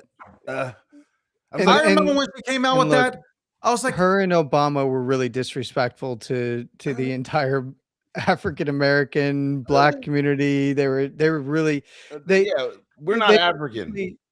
Well, we're Black. Like, I don't. There's no country that I can point to. Like, Akil, where are you from? My family's roots go back to Alabama. That's about it. Yeah, well, I mean, everybody knows the way that what I they am. framed it, though. The framing was very much Black, African American, marginalized groups, but then they talked down to them, and Kamala's one of the worst when it came to that. And if she re-enters, I see a populist rising on the left, and I see populists taking over the Democrat Party, and they're trying to fight it. But I think that is actually maybe I should maybe I should talk about, like, Elon and his roots. Oh, well, you know what? Fine, whatever. He's from Africa. He's from the continent. I'm not. And he's the first African American, but he's not the first Black. Who's a trillionaire, right? He's not the first Black. He's just not. He's not Black, so it's fine. He's the first African American, though. Sure. Guess you what? don't have to be Black in You're terms right. of skin color, right? You're He is the first right. African American. I think it is a ruse when they write that. They want to stick all the Black people into one pot. Like, well, you're Black and you're African and you're American now, so you're African American. But it's like, no, it's like they're just trying to get in on reparations and make it harder for me to get my 40 acres and a mule. I want what I want. Give me my look. Asian Americans got their reparations. You know what's the fucked up part? Can I say what's the fucked up part? What? Here's something fucked up. we protect every other nationality, culture, whatnot, when liberties are being taken up on them. Like, look, this Chud the Builder guy, right? This guy was going out he was purposely seeking out African Americans to spew hatred towards that particular group to see if they would react. Yeah, he's being a dick. Yeah. There's no reason for you to seek out a particular group and what do you think is going to happen? Like, hypothetically speaking, what do you think is going to happen when you go seeking out? Okay, Landy's white as hell. Landy goes into the projects and starts saying, hey, or goes into the city in New York City. You go into New York City and you're like, hey, man, and you start using the N-word. Like, what do you expect? You think, like, okay, some person might laugh it off, right? Yeah. Some people won't engage. But there is somebody that will pop you in your face. Like, there is somebody that will not play that game. That word is very offensive to them. Yeah. What do you think is going to be the outcome? It's like almost everybody's surprised that this motherfucker's in jail and they're making an example out of him. They're like, oh, well, I'm like, listen, David, if I go into an Italian neighborhood, right? I don't go around saying, how'd your day go? I don't say those things. I'm not talking about without papers. I'm not saying those things. You know why? Because it's disrespectful. You don't go to someone else's house and piss on their carpet and then expect them to say, hey, man, don't pee on my carpet. But this is where I want to stick up for Jews. Because if I ever hear, like, okay, I guess I grew up growing up in New York City, it's different, right? I think everybody can acknowledge that. We would river dance on anybody if anybody came disrespecting anybody, because we grew up around everything. So, like, when people say they don't see color, we see color, but we're just not racist. Like, we didn't grow up racist. We didn't grow up hating you or hating somebody. Here's my problem, though. Outside of New York City, this is where you get the rude awakening. People will go ahead and stand up for African American people or black people. Yeah. If, just like, look, I'm Chud the Builder. I think he's an absolute racist. And I can say that. Okay? No normal person walks around antagonizing a certain culture. Like, it's not normal. Yeah. It's just not. You have to have some sort of issues that you're dealing with, that you're spewing this shit. Yeah. But you see a lot of people rally towards that. You see a lot of people rally towards other cultures. But when it comes to Jews, this is not the victim card at all. But when it comes to Jews, there are Jews here in America that, like, honestly, all they want to do is just fucking live. Yeah. But when people call them all sorts of slurs, there's no uprising. There's nobody. Oh, like there's none. Well, far and a few. Let's keep it real. It's far and a few that people say, "Oh, that's not right." No, David, I think that's not true. Kanye West. I'll give you an example, and I shut it right down. Kanye West comes out with a song, "Hail Hitler," man. Yeah, and David, as your friend, I was saying, like, yo, not Kanye's you, crazy. not you. We don't I'm not talking about you. Him. Yeah, what I'm saying I'm talking about everybody's rocking out with it. Like, it's a cool thing. Listen, I understand. Like, there are Jews out here that didn't experience what happened in the 40s. Okay, but there are parents and grandparents. There are grandparents and parents that, let's say, grandparents that experienced it. Yes, and it's like, hey, it's a cool thing to do now. It's cool to disrespect Jewish people. It's cool to slur them up. It's cool to go in and make fun of them and all. Nobody stands up. So what I said earlier in the show was, Jewish people have no other choice but to stand up for themselves.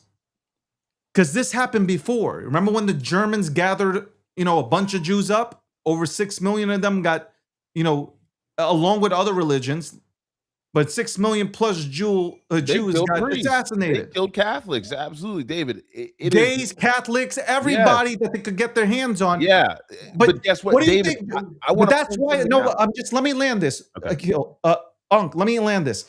The reason why Jews act this way is because it's never again. They're not going to allow, like Israelis are not going to allow for them to be murdered the same way their grandparents were or their family members. Yeah.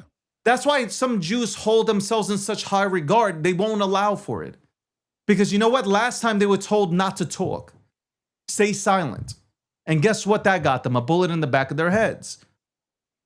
So that's where that comes from. But there's no rally for, let's rally for the Jews. You even got the New York City. The New York City mayor was the first mayor in history not to march or be a part of the Jewish parade. No, that's the difference, David. That was the Israeli Day Parade, and Israel is a country. Israel I understand. is not a faith. But you know what? I We want to be celebrate very every other clear, country. David. Hold on. We celebrate every other country. We celebrate everything else.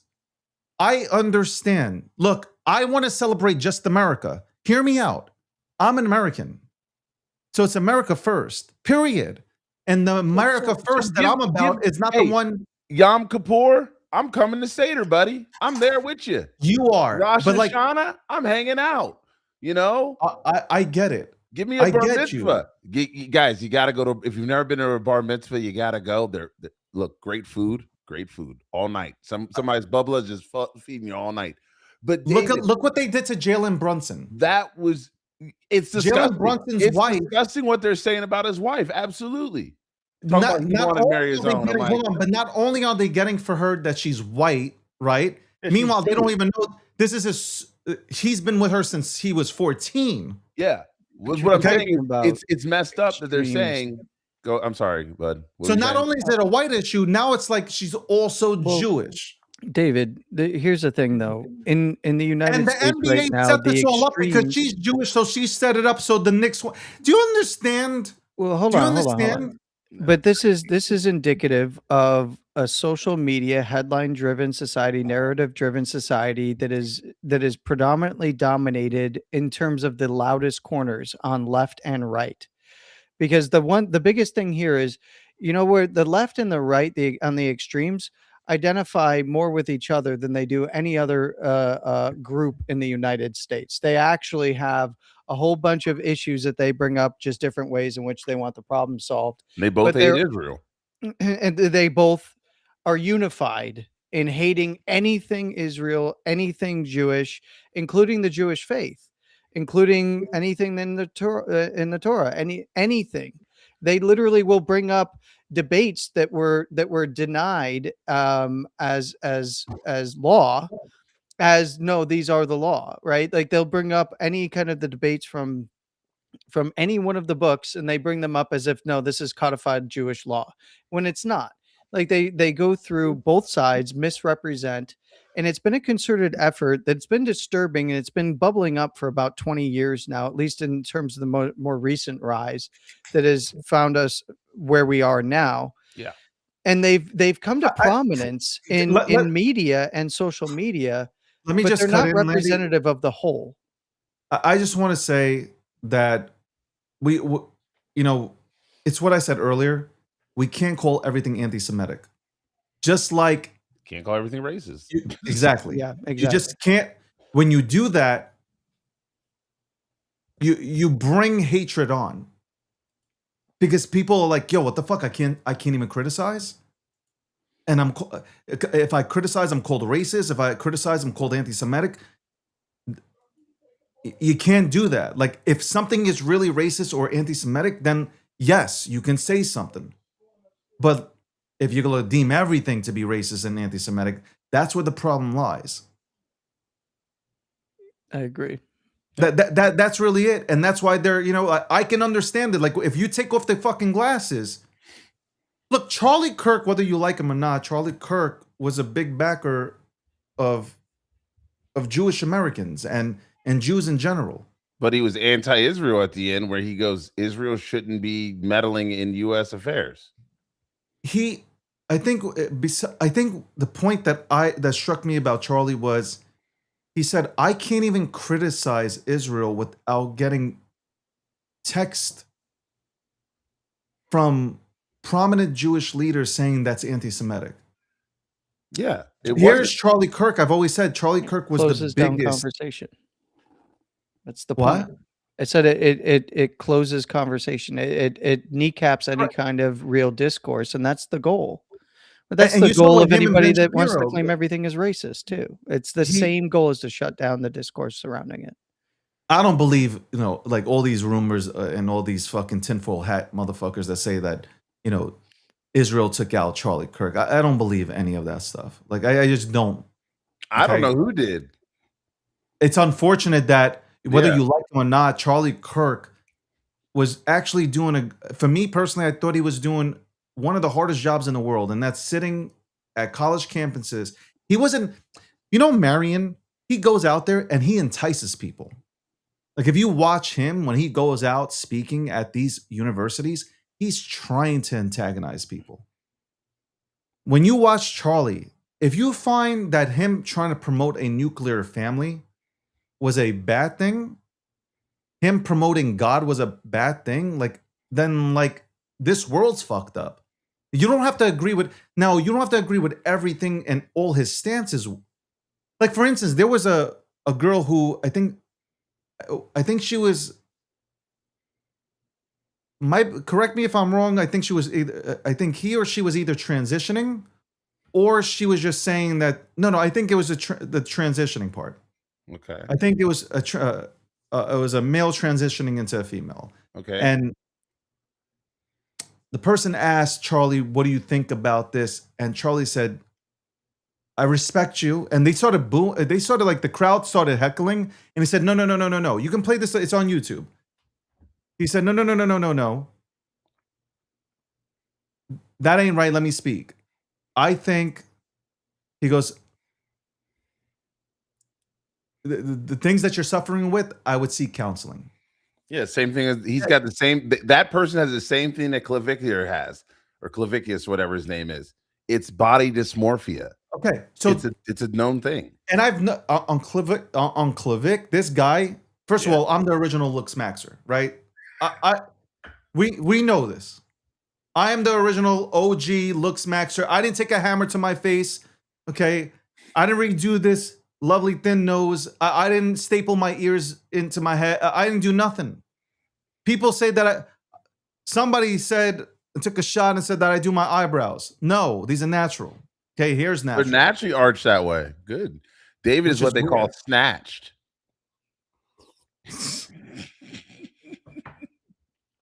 Snatched. I just feel that Charlie was doing things like all these other people are doing things for engagement and likes and retweets. I really do believe in my heart, and people can disagree with me on this, but I feel in my heart that Charlie, watching him, I didn't agree with everything, but watching him, he was coming from a genuine place. Like, this is what he believed. He could have been paid off by anybody. He could have took money from Russia. He could have took money from the Jews who offered him money. He didn't touch it. He spoke his truth. It's what he saw. Oh no, he took the money. He just didn't care. No, he could have been really paid off. From all accounts, Charlie could have been really paid off. And he didn't go that route. The Marians, all these people of the world, they're looking for engagement. Like, how is it cool? Like, when I watch these things, when they bring on these girls, right? These women that come onto these shows, you can tell that they have daddy issues. And they're just completely destroying them. Like, it is the bottom of the barrel type shit. And now they'll say, oh, you're a cuck or you're a simp. No, it's none of that. It's just like men don't need to go ahead and do any of that stuff to be men and masculine. That's my whole point of view. Yeah. You don't need to go ahead and be any... You could be a masculine man without doing any of that shit. Mm-hmm. So, whatever. That's just my take. Great conversation. I agree, Landy. Great conversation with you. I hope to. I'm gonna have you guys go. Appreciate you, Unc. Appreciate you, Landy. And we'll be back Friday, and we'll discuss more about, obviously, I guess, the Middle East and other trending topics. We got to talk about the whole EU, man. The G7's on the way, right? Absolutely. All right. We'll talk to you guys. That's Unc. That's Landy. We had Rob on today. We had the Midnight Team on today. All right. Man, it's going to be a great weekend. It's going to be sunny. This time I'm going tanning. Okay, prepared. Now, I might look a little bit darker now. And that always happens. Always happens. I get that burn, and then it turns. You'll see. As we go through the summer here, you will see. You will see. Julie is live. Yes, Julie is live, 4 p.m. Eastern Standard Time. Tune into Julie Kennis. That's right. I hope you guys enjoy the weekend. I hope you guys have a great time. A lot of people are frustrated with the markets. Don't be. Just listen. I'll say it again. I'll be repetitive. This is an opportunity. That's it. You can either seize it or you can shut the fuck up and go enjoy yourself. That's it. On that note, God bless America. God bless America. Man, I hope this world heals already, man. It's not cool to come on here and fucking report on this and talk about this. It really isn't. I will protect my skin. My skin, I'll make sure to protect it. I will make sure to protect my skin. Love you all. I really do hope that y'all do amazing. And on that note, it's been 4 hours. Have a great day and an even better tomorrow. Shout out to AP for that one.